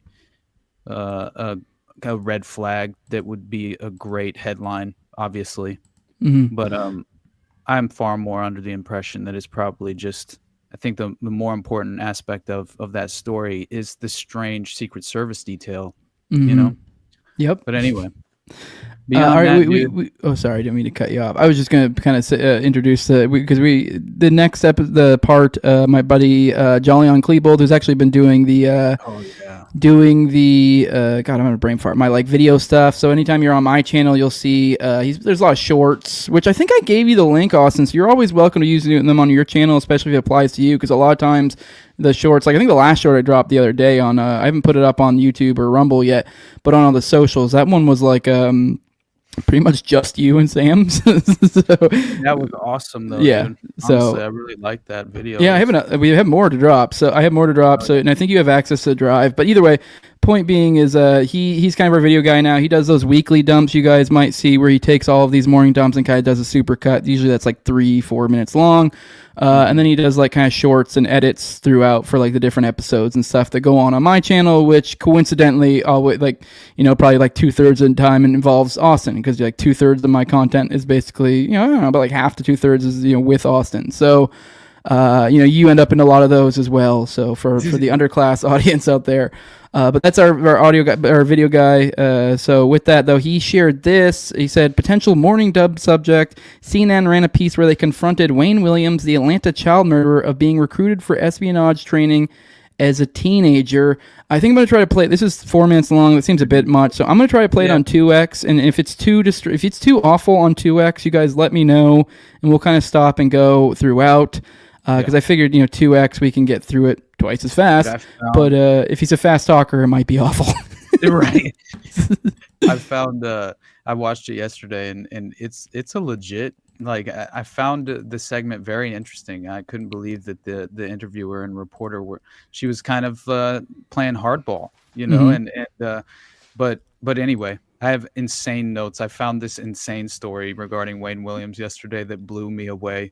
But I'm gonna take a piss while you play this though, because I watched it all, but I'll sure be right thing. back. Yeah, I'll just mostly play it because we'll almost just let it all unadulterated play. All right, let's go ahead and play this. Let me make sure. You guys let me know if there's any issues between between sound or anything like that. But all right, let's go ahead and play this. And yeah, let's you guys let me know, audience, if it's too distracting on 2x. When we returned to prison for our Okay, yeah, that's god awful. All right, let's bring it to 1.5. All right. final interview with Wayne Williams, we had one question he was not expecting. What Wayne had written about being recruited for espionage training as a teenager. See, I've been training you guys with my fast talking that you guys complain about, so that like when I do these, we can like 2x them. It's no big deal. But let's keep going. Secret government camp hidden in the woods near this North Georgia lake, where he was given what could amount to a license to kill. It's called Finding Myself. What's Finding Myself? It reads like an autobiography. Go ahead. I'm serious. It's All right, I'm gonna have to slow it down. He mumbles, so we're gonna have to just go to 1x. Sorry, guys, he mumbles a little bit. All right, let's go back to it. All right. Go ahead. I'm serious. it's a account of your CIA training. We're not going to get into that. Why not? We're not going to get into that. I got a copy of it. Yeah, but we're not going to get into that. Why not? We're just simply not going to get into that.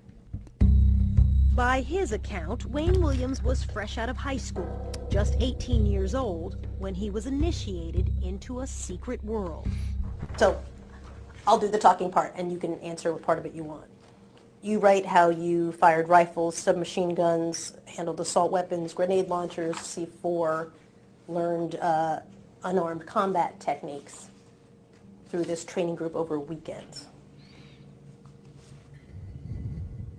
Is it true or is it false? I'm not going to comment on that. When you're 19 years old. You're saying you work for the CIA.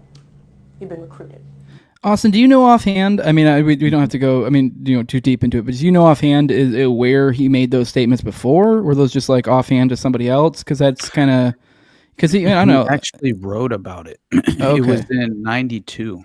Yeah, because this is weird. He's being like this now. You know what I mean? So very strange, brother. Yeah. Okay. Oh, so he legit wrote about it. Either write like a book or articles or blogs or something. Diary. Diary. Okay. Very strange, but yeah, it's been corroborated. Did he publish it or did it get leaked or something? Do you know? I believe if you don't, it's that okay. it was leaked after he was arrested. Okay. All right. Yeah. Well, shit. All right. Well, that's something. All right. Well, that makes sense why we clam up then. I don't know why the fuck you keep a diary. I will say diary like makes it seem like some weird fucking MK Ultra shit or documentation or something. I don't know. You would think you wouldn't want to write that shit down, but but all right, let's keep going. I'll let the document speak for itself. We're not going to comment on that. Copyright 1992 by Wayne Williams. Yeah. Is this an autobiography? We wrote it? All right, let's keep going. I cannot comment on that. Were you trained in unarmed combat techniques? Could you grab somebody bigger than yourself, put them in a chokehold? Because that's what that is. I mean, that's not that crazy. I'm sure there are other things in unarmed combat besides putting somebody in a chokehold. Yeah, When I even talk to he's the like, military what the experts, fuck, and I Brady? say to them, what exactly does that mean? That's one of the things on their list. Top 2 things, by the way. I wouldn't doubt that. So, are you trained in that or not? Let me say this. Let's just say that I had some experiences that I do not want to comment on today for reasons that the document says, okay? The fact is, what does that have to do with the situation today? Everything. You tell me. It has everything to do with it. Listen. A big part of the conversation. Yeah, this is insane. Like because his what was he convicted of again, real quick, Austin? He killed like a bunch of kids, supposedly, right? 28 children at least. 28 over a 2-year period, and I think there were potentially over 30. I think there were at least 31. Holy shit! Yeah, shitload. Yeah, he's not a bigger name. I've heard you. I feel like I remember you mentioning him before, but I've never really gotten too familiar with him, like at all. Like, I wouldn't even say I have a cursory understanding of him. You know that George Bush, George H.W. Bush, he intervened and was that him? That's this guy? the case. Yes. No fucking way. That's this guy? I remember that story in Program to Kill. I just couldn't remember which serial killer it was. So he's the one that George. Because there was also they had intervened on behalf of Henry Lee Lucas and Otis Toole, who were one in Texas on death row, and the other attempting to get the death were penalty. 2 of those Bush, or are you just saying one No, was they're both the same Bush? So Bush pardoned 2 of these guys? he pardoned Otis Toole and Henry Lee Lucas. Yes. Okay, and Wayne Williams? What? No, not Wayne Williams. Wayne Williams didn't get pardoned, but I thought that's what you were saying. I was like, holy shit! No. He went to Georgia. Had a meeting with the governor's office during the prosecution of Wayne Williams to say, we are prosecuting this dude, even though the federal prosecutor said, this is way too weak, the evidence that we have. There's a wider network at play. And George Bush Sr. came to Georgia, sat down with, as I said, with the governor's office, held a meeting with the prosecution, and then they went forward prosecuting Wayne Williams as the patsy. Okay, so to rehash, because we have two separate Bush presidents. We have Bush Sr. and then we have W. Bush, the son. So a senior intervened with this guy, and I believe it was W, which isn't technically a junior, but W. Bush. Bush's boys intervened for Henry Lee Lucas and Otis Toole as governors. Because Jeb was governor of Florida. Oh, yeah, that's right. Jeb was governor of Florida. And Jeb was governor of Florida, but W was in Texas. Toole was in Florida. W was in Texas. Otis Toole was in Florida, and W was in Texas. And so Henry Lee Lucas was in Texas, and Otis Toole was being charged in Florida. And they both were put on or given the death penalty, which was then overridden and overruled by George W. Bush as governor and Jeb Bush as governor of Florida. And wasn't there some weird thing that was one of his, like, I don't know, maybe it was some stat that was one of his only something, whether it was only pardon or his only pardoning of a life or of a life sentence or something. I want to say it's the only person he took, or death row inmate or something. I want to say it was the only death row inmate he did anything for, which is like, what the fuck? They even let some old grandma die for defending herself at one point, which is just like the craziest thing ever. But so it goes to show that, that it obviously was for, I would imagine, it seems as if they had kind of provided a role. They were playing a pivotal role in regard to also. Here we go. H.H. Lucas was W's only commutation. Yeah, that was a Stasling. But also, this guy pointed out Ryan Jules on YouTube has covered the ATL child murder episode. For those who want to dig into it, that's Dana Duda. I think she's Ryan Jules on YouTube. So go check her out. I've had her on the show before a while back, but she does good work. I guess I can't vouch for everything. I don't watch all her work, but it's good stuff. So definitely go check that out. I didn't know she covered that, so go check it out. Oh man, that's another thing that surfaces very quickly. We haven't had Dana on the show, have we? No, we need to, man. Yeah, I don't know how we haven't had it. I know I've had her on my solo show, but I never had her on here. So, yeah, I would love to have a conversation with her because I wonder if she goes in every direction the process church kind of presents itself. She's very parallel tracks to us. Absolutely. And I continued to cross paths with the process with no intention. Like it's kind of like at this point, man. She focuses more on the process, is my understanding of her work. Yeah, absolutely. So, yep. But it seems as if it is this very much recurring and resurfacing organization that is affiliated with many of these scandals, and so it does seem like there's a strong satanic cult component within this Wayne Williams Atlanta child killings, murders or whatever, and what I found most interesting is that, of course, Wayne Williams claimed in 92, as we mentioned in this journal entry, that he had been trained to kill by the CIA at age 18 or 19, just after graduating high school. And he claims that this training took place at a camp just outside of Atlanta under the supervision of a former World War II spy. And Mitch Werbel III is the name of this man who was an OSS operative. Werbel? Yeah, Werbel. Dude. Werbel. That's a guy that I've had in the morning stream folder, like my bookmark folder for a hot minute. That I've been like, I'm gonna cover it one of these days when I'm kind of like behind. And I think it was it yesterday? You weren't here yesterday, right? No. I think, yeah. So I think I almost covered it on that, and then or maybe it was the day before. But I literally within the past couple days, I was literally, and then just it was the day you showed up. Actually, I ended up being like, oh, never mind, I'll just save that for another day, just because I was like, oh, I have to rearrange some things because Austin showed up. Because sometimes like you got to account for, you're coming. So then I'm like, oh shit, I'm trying to be out by this time. He's like, oh shit, okay, man, that's fucking. All right, yeah, shit. That's all right. That's how often are we going to see this same exact structured recycled, right? Yeah. As far as like the clandestine framework of these paramilitary training camps. Yep. Domestically, these domestic black sites training they're training people in how to targeted kidnappings, targeted assassinations. I mean, it's some of the craziest stuff you'll ever come across. And Werbel was running camps in a bunch of different places, if I recall correctly. Yeah. Like, I haven't covered him yet, really. Only just kind of like super duper incredibly cursory. But yeah, he had some wild shit. Like, I don't know. I guess I'll get into that since he just came up. Now it's even more like shit. I'm glad I actually bookmarked that like months ago. It just never really had come up yet. So, all right, we're definitely covering Werbel soon. So, dude, falls into.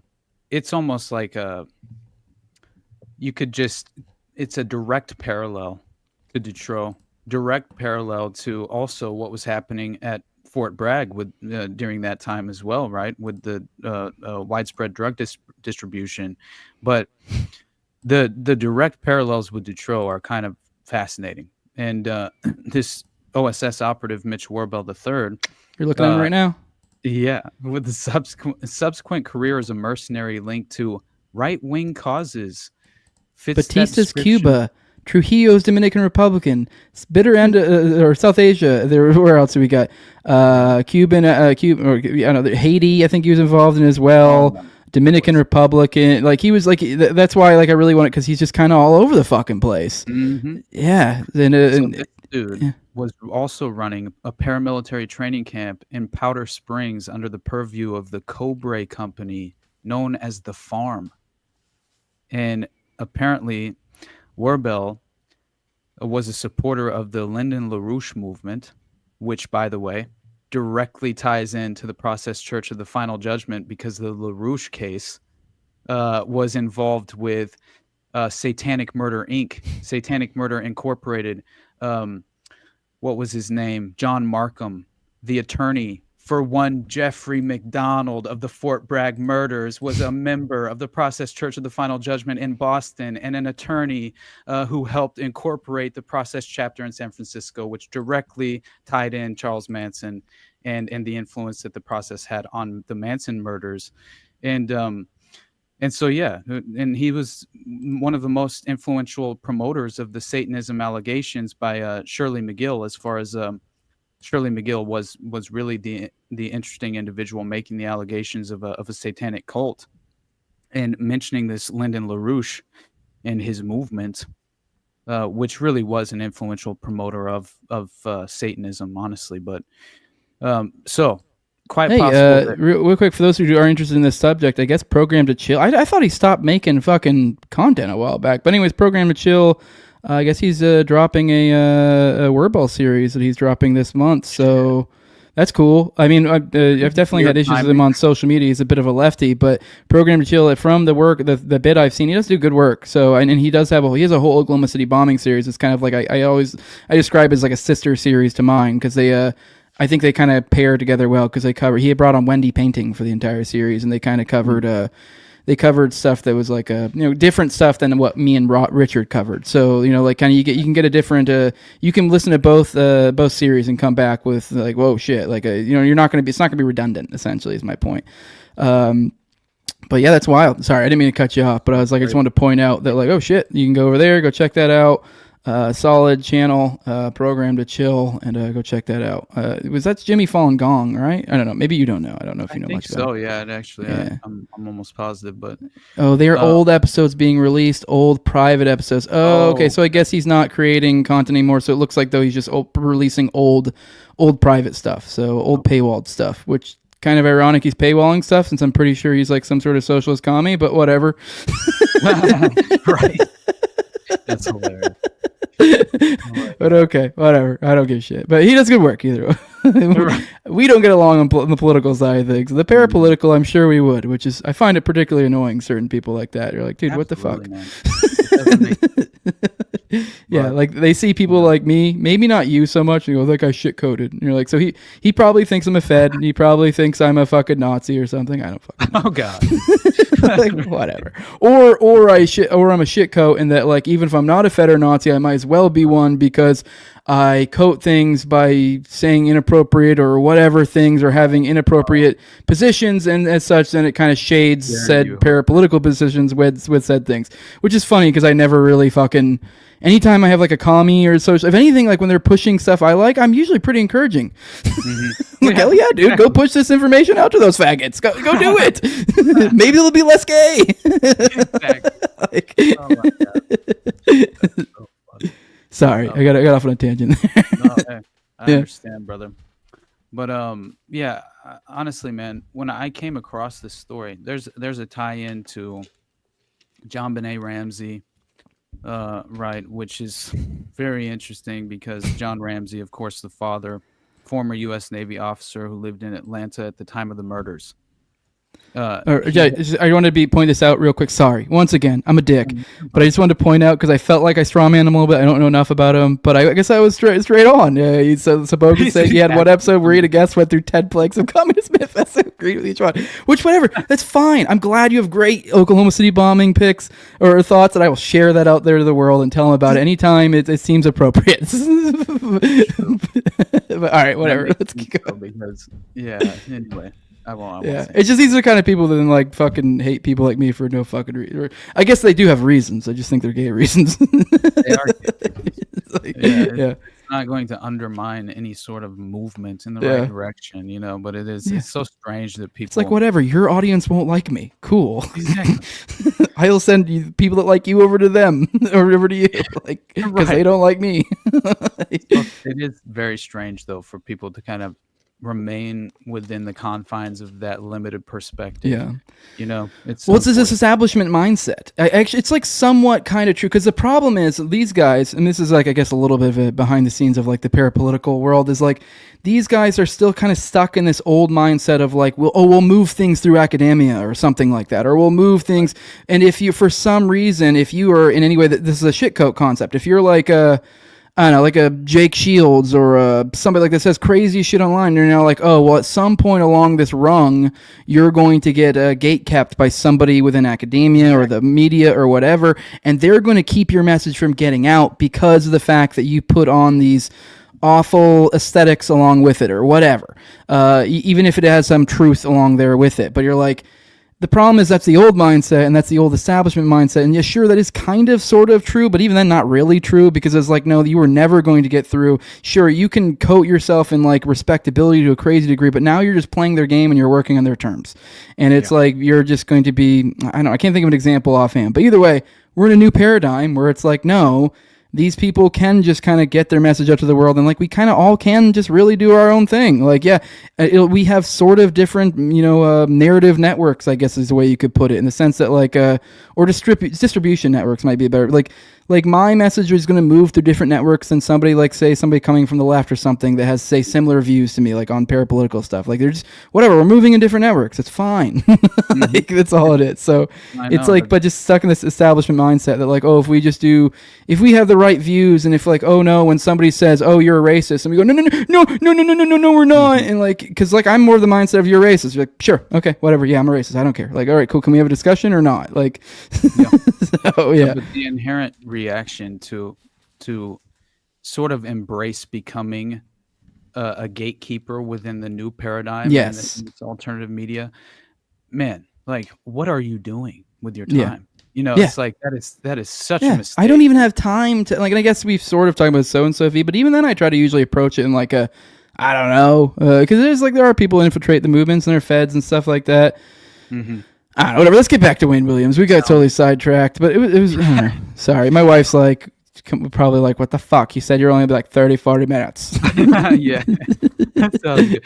We'll wrap this up, honestly, but it is one of the craziest cases that I've ever. Do you want to finish the video? And then I know you were in the middle of a thought, and I cut you off so rudely. But I don't know if you want to finish if you feel like it's more appropriate to finish your point and then play the video, or the video and the point. So all right, let's go and play then. All right. I talked to your lawyers was, could Wayne Williams? You probably don't even remember what point you were on, do you? I'm an asshole. I'm sorry. All right, let's go. Grab somebody. Did he have the strength? Look how he's not a big guy. Could he grab someone in a unarmed combat technique and kill them? It's actually a very simple question. Can you kill someone with a chokehold? And when you were 19 years old, this is a really stupid question, but all right, let's keep going. You can kill anyone with a chokehold. Just keep holding it. No, for a fact, I could not. I know you're being facetious, but she could. She could. Yeah. This is. I mean, I guess this is I guess anyone. Maybe there are people who've never done any combat whatsoever, but I can tell you, I could teach my 12-year-old daughter, which she knows how to do a rear naked choke. I think I've shown her how to do before, especially if you get the right technique. Like, if I just gave it to her, my daughter could kill me. All she has to do is not let go, like, and just kind of squeeze, just hold the thing. I guess maybe I would, in that situation, I guess I probably could fight her off, but like, that's an extreme example. But generally, like, even like a small woman, if they somehow could get a man in a rear naked choke, if they squeeze every living shit and don't let go, it's not that crazy. I mean, it's unfeasible a small woman could get a man in that position, but assuming you have the position already, you can kill him. Technique. Yeah. And the individual who is let's say stronger in muscle definition or whatever, yeah, I mean, you still will be overwhelmed just by the technique usually. Honestly, I mean, it seems that way for the most part. That is the one really admirable thing about the jiu-jitsu as far as technique is concerned. It's like you actually could potentially target and compromise an individual who is outweighs you or is far stronger than you. It's possible, but again, you have to have superior technique, I think, is what it boils down to. But anyway, it is a ridiculous point to make. And it's hilarious how, I mean, she is a woman. I don't know. I mean, I guess it's a little bit sexist, but like, even like, what kind of woman really has that much experience in combat?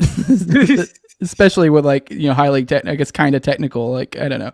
All right, let's keep going. I guess this was like probably to the 2000s or something with this film, so I don't know. The MMA wasn't as big of a deal and stuff, so most people didn't have the common knowledge that you could do this sort of stuff fairly, not that hard. But all right, let's keep going. I know what you're saying. You don't know. But were you trained as a teenager to do that?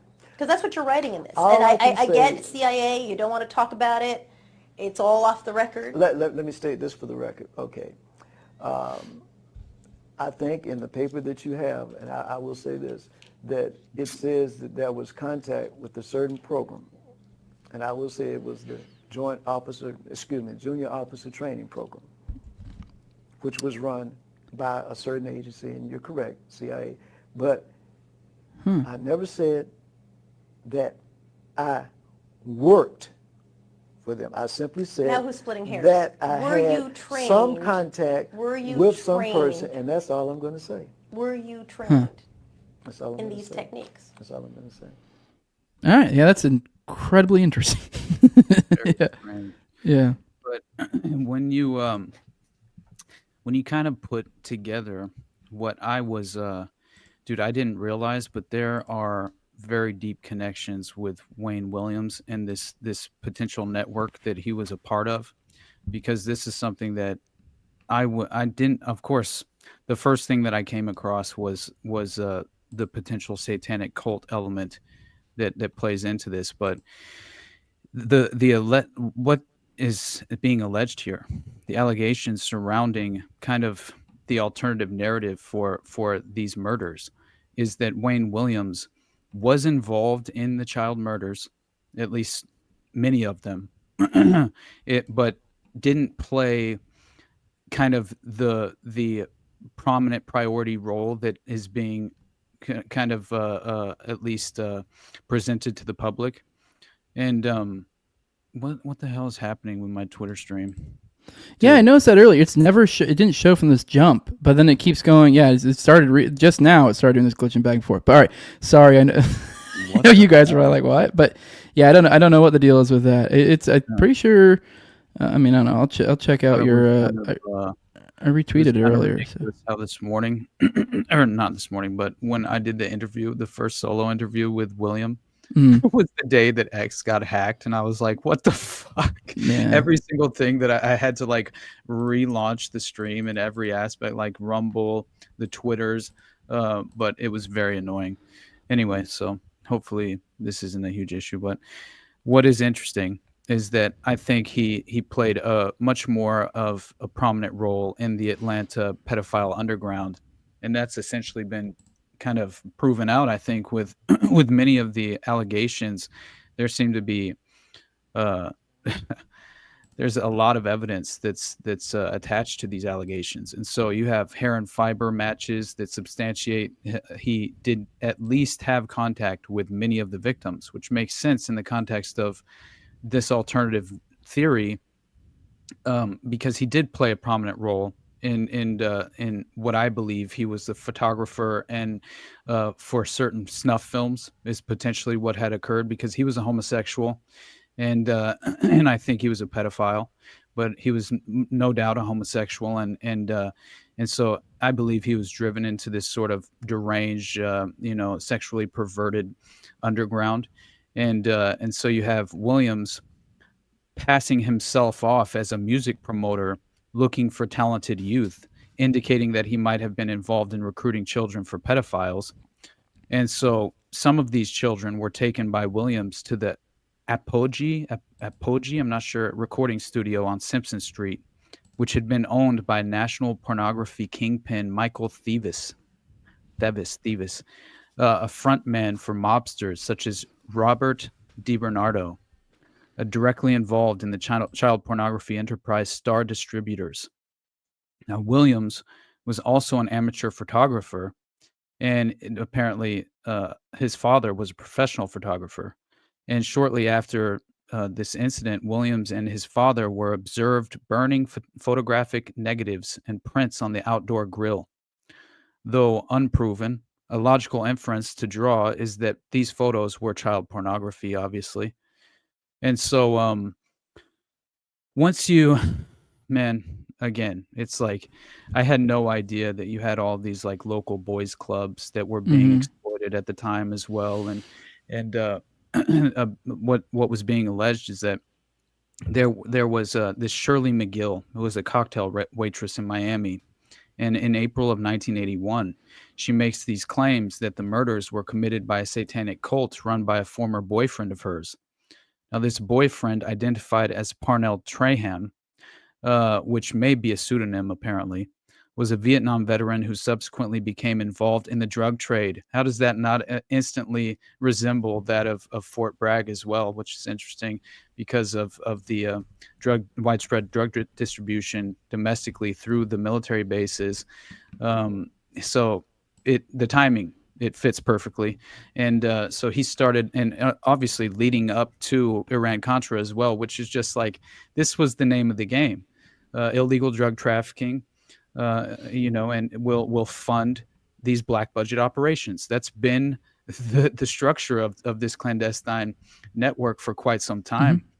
And so the network we laid out on Sam's show. That's exactly what we did, man. I mean, this is Gladio all day long. Yeah. It started a drug trafficking operation that would transport drugs from Miami to cities like Atlanta and Houston, both cities, coincidentally enough, in which Lee Brown was the top law enforcement official during his career.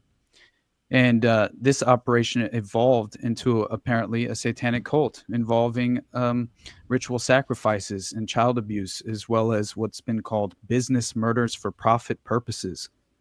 And McGill claims that she worked as a bookkeeper for the drug operations, but avoided the more brutal satanic activities. She also identified Wayne Williams as a photographer involved in making snuff films of the rituals, but not allegedly someone who partook in the rituals himself.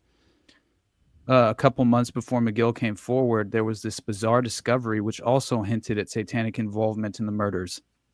On January 3rd, 1981, acting on an anonymous tip, searchers discovered an abandoned house in the Adamsville area of southwest Atlanta that had once been an abandoned church. 2 rooms inside the house smelled like decaying flesh, which one searcher compared to the odor of LaTanya Wilson's body. Inside the house were children's shoes and clothing, axes and shovels, as well as 2 Bibles nailed to the wall, both open to passages on murder and children. One Bible passage talked about children dying grievous deaths and not being buried, but lying as dung upon the face of the earth, with their carcasses as meat for the fowls of heaven and for the breasts of the earth. No, breasts. Beasts of the earth. That make more sense, yeah. That makes a lot more sense. Some wondered if this was a parallel to how all of the previous victims of the Atlanta child murders had been found out in the open rather than being buried. Another item found in the house was a letter from a woman to the house's resident, telling him that he was a sick and a pervert. David Westbrook, the owner of the house, said that he had rented it out some time ago, but the tenant abruptly vacated, leaving his possessions behind the house. Neighbors reported having seen a black man and a black child use the house 2 months earlier. Is Westbrook a black man? I wonder. Yeah, I know, right? Because there's another Westbrook we know of. I'm like, what? You're right. Like, all right. I mean, obviously, I don't know, but all right, let's keep going. This one. I kind of get out of here, so I don't know how much longer. Okay. Yeah. We're almost done. Yeah. All right. So what I think I could basically do an episode on this. I'm realizing at this point. Dude, Oh, for sure. Yeah. It's kind of insane, but it seems like there's a direct connection to potentially the same exact network that Dean Corll was a part of, which that should not surprise us at all. But yeah, so it seems as if the Atlanta child murders refer to a cluster of 30 murders which took place within Southwest Atlanta between July 79 and May of 81. But to call them this is a misnomer, as 6 of the victims were adults, and the alleged serial killer, Wayne Williams, was never charged with killing any children. The hit Netflix series Mindhunter actually grappled with this in the final episode of what would be its final season, which covered the FBI's involvement in the case. In it was a brief reference to a little-known alternative theory on these murders laid out in a book published not long after they took place called The List by Chet Dettlinger with Jeff Prue. And The List is a primary source of information written by an investigator named Chet Dettlinger with the help of a journalist named Jeff Prue. In it is presented evidence to reasonably conclude the motive behind the majority of these murders had to do with victims connected to child prostitution and pornography rings operating in Atlanta at the time, and that these connections had been known about by the task force in charge of the investigation, but were covered up by a powerful group of Atlanta politicians whose motive for doing so was their affiliation with a youth program linked to a number of the victims. As the official account goes, 23 children and 7 adults were murdered by a 23-year-old child talent scout named Wayne Williams, a closeted homosexual who achieved a sense of power and sexual gratification from the strangulation of young boys, and that his modus operandi, was the sole motive in these 30 otherwise random murders. The nonsense of this is glaringly observed in the demographics of the victims themselves and their stated causes of death. 6 victims had been men, not boys. 2 victims, girls, not boys. Some had died from blunt force trauma. 1 of a broken neck sustained from a fall. 1 had been shot, another drowned, and 1 had been stabbed to death. 1 victim, who had in fact been murdered in accordance to the modus operandi developed for Wayne Williams, 13-year-old Clifford Jones, who'd been raped, then strangled to death, was murdered by someone other than Williams, according to 3 eyewitnesses. 2 had seen the victim's body being dumped behind a laundromat, while a 3rd had actually seen the manager of that laundromat murder the boy just prior. All this was ignored on account of authorities labeling this witness retarded. But a detective who worked that case maintained years later that this witness had been credible, and that the laundromat manager, Jamie Brooks, was still the most likely suspect, not Wayne Williams. And this is subsequently tied in to a legitimate network of pedophilia. And basically, these connections amongst the victims were reported in the newspapers at the time and outlined in this book, The List. And essentially the book's theory presents a motive in these murders, which basically is never outright stated, but can be read between the lines by the careful reader who assumes all the information presented is pertinent, obviously. But its 1983 publication made it prone to legal issues. But it's very interesting because, again, once you find out the direct connection that brings in Dean Corll, it it starts to very much share all the hallmarks, right? And so you had a month after, like in March 19th, 1981, you had a newspaper in April as well. But in March 81, the Atlanta Constitution reported that the child sex ring had been uncovered during the course of the investigation into the missing Earl Terrell. Those stated there was no connection between these pedophiles and the child slayings. And then a month later, the same newspaper then reported that the child sex ring had been stumbled across during a routine burglary investigation linked to a third man, Lionel St. Louis. And then it was reiterated once more in May in a follow-up article, which completely severed all association between the child sex ring and the child murders, stating only white boys had been used in the ring. And that is the official position that the Atlanta Police Department apparently took in contradiction of their own internal reports. And this was in spite of the fact a black teenager even testified against John Wilcoxon at his trial. So, yeah, we could honestly, the challenge school for boys. I think this needs to get saved for another episode because there's so much more for us to dig in here. So much more. Yeah. But, are you ready? You ready to take this in for a landing, bud? You ready to get out of here? Yeah, I know I got to at least. You can keep going if you want, but I got to at least bounce. Man, so I yeah. gotta get the hell out of here as well. Yeah. But I was just trying to. It's too much to provide the smoking gun in this segment, but we'll get there at some point. We'll definitely have a we're here. One of us is here damn near 7 days a week. And then we also got Already Dead on Tuesday nights, 9:30 p.m. Eastern. You guys can pop in for those. That's where you can do call-ins. I know we interact with the chat a lot here, but if you guys want to do call-ins, you want to like talk to us, that's the place to do it. It's also where we shoot the shit. So pop in for those. Pop in for these. These are also these morning dumps are on me and Austin's channel on our YouTube. I mean, if the Rumble's sketchy because it's kind of hard to set up. But anyways, we're not gonna get in the sausage here. At least YouTube wise, it's streaming to everything. YouTube, Twitter, it streams to both of ours every single day. And then the Rumble and the audio RSS feed is just dependent on who's hosting that day. And if one of us hosts, if I host, it's on my Rumble and RSS. If he hosts, it's on his Rumble and RSS. If we're both here, like right now, it usually goes up on our Rumble and RSS as well. But pop in for these at 10 a.m. Eastern. We're going to go ahead and get out of here. I do want to let you guys know real quick how you can support my content. If you don't want to chip in a buck, just like, share, comment, subscribe, stuff like that. It helps out a bunch. Also, I have a sponsor if you do want to chip in money and get a product. I have NadeauShaveCo.com. Use Jose for 10% off. But for my patrons, I already gave you the rundown, so I'm not going to give you the rundown of what you guys get. We did that earlier. But I do want to give a shout out to my sponsors. That's the highest level of my Patreon. And I shout them out every episode as a big old thanks for their patronage. I have my co-host on Tower Gang at Tower Gang Toad, also have at Brigade D's, at ZOVERACK, at _Infant Zeal, Tim Tuttle, at Jolly on Klebold, and then Will Bell has delicious blueberry rabbit eye wine, then big fan of the show, Torrin May, then at INWARD Lover.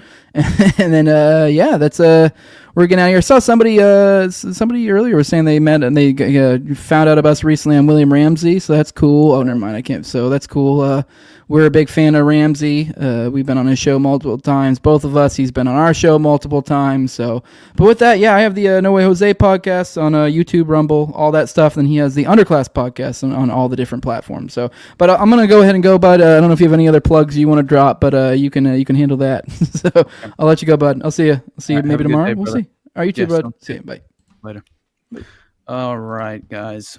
I guess we could basically the last thing I just want to say, I should plug my shit and get out of here because honestly, as I mentioned, there's so much more we can talk about in regard to this Wayne Williams case. And we will for sure continue this conversation because, as I said, it directly ties into what I think the Spartacus Network and the Odyssey Foundation they must just be sort of geographical terms utilized to explain the same exact network and where it overlaps in various areas domestically. And beyond that, I think that there are direct connections in this very sadistic pedophile underground that seems far more well established than I think the vast majority of us can even conceptualize at this point, man. Like it's very disturbing. But anyway, I'll leave you guys with that. Honestly, I hope you guys enjoyed the show today, and I appreciate you as always. Nothing but love. I know apparently my Twitter's having issues with the stream, but I'm not very surprised. So, but yeah, in the end, just support me on the Patreon for sure. It definitely provides the most incentives for supporters as well. Even starting at the $3 tier, you can still gain access to whatever this is whatever this is, this show that I've been doing behind the paywall with Brad Binkley and Sam Tripoli, which I'm sure you guys would enjoy as well. But this week, I'm going to definitely kind of crack down on a few different ideas that I've been workshopping and really go forward with my vision for this next upcoming solo underclass episode, which will most likely have something to do with these networks of abuse, the very same ones that we've sort of been discussing today. So, but keep in mind, man, the theme of this episode was essentially it became keep your head on a swivel. And it's the only way to approach this environment of information warfare. It's you just have to cultivate your own defense mechanisms and arm yourself with this foresight and this pattern recognition superpower in order to kind of, I think, engage with reality in honest terms. But anyway, as always, limit your dependence on the system. Insulate yourself from the consequences. And yeah, I appreciate you all, man. Nothing but love as always. And follow me at the Underclass Podcast, patreon.com/the Underclass Podcast. And yeah, I'll probably be here tomorrow morning to continue the conversation. But appreciate you guys as always. So I hope you have a good Sunday. Enjoy the rest of your weekend, and we'll talk soon.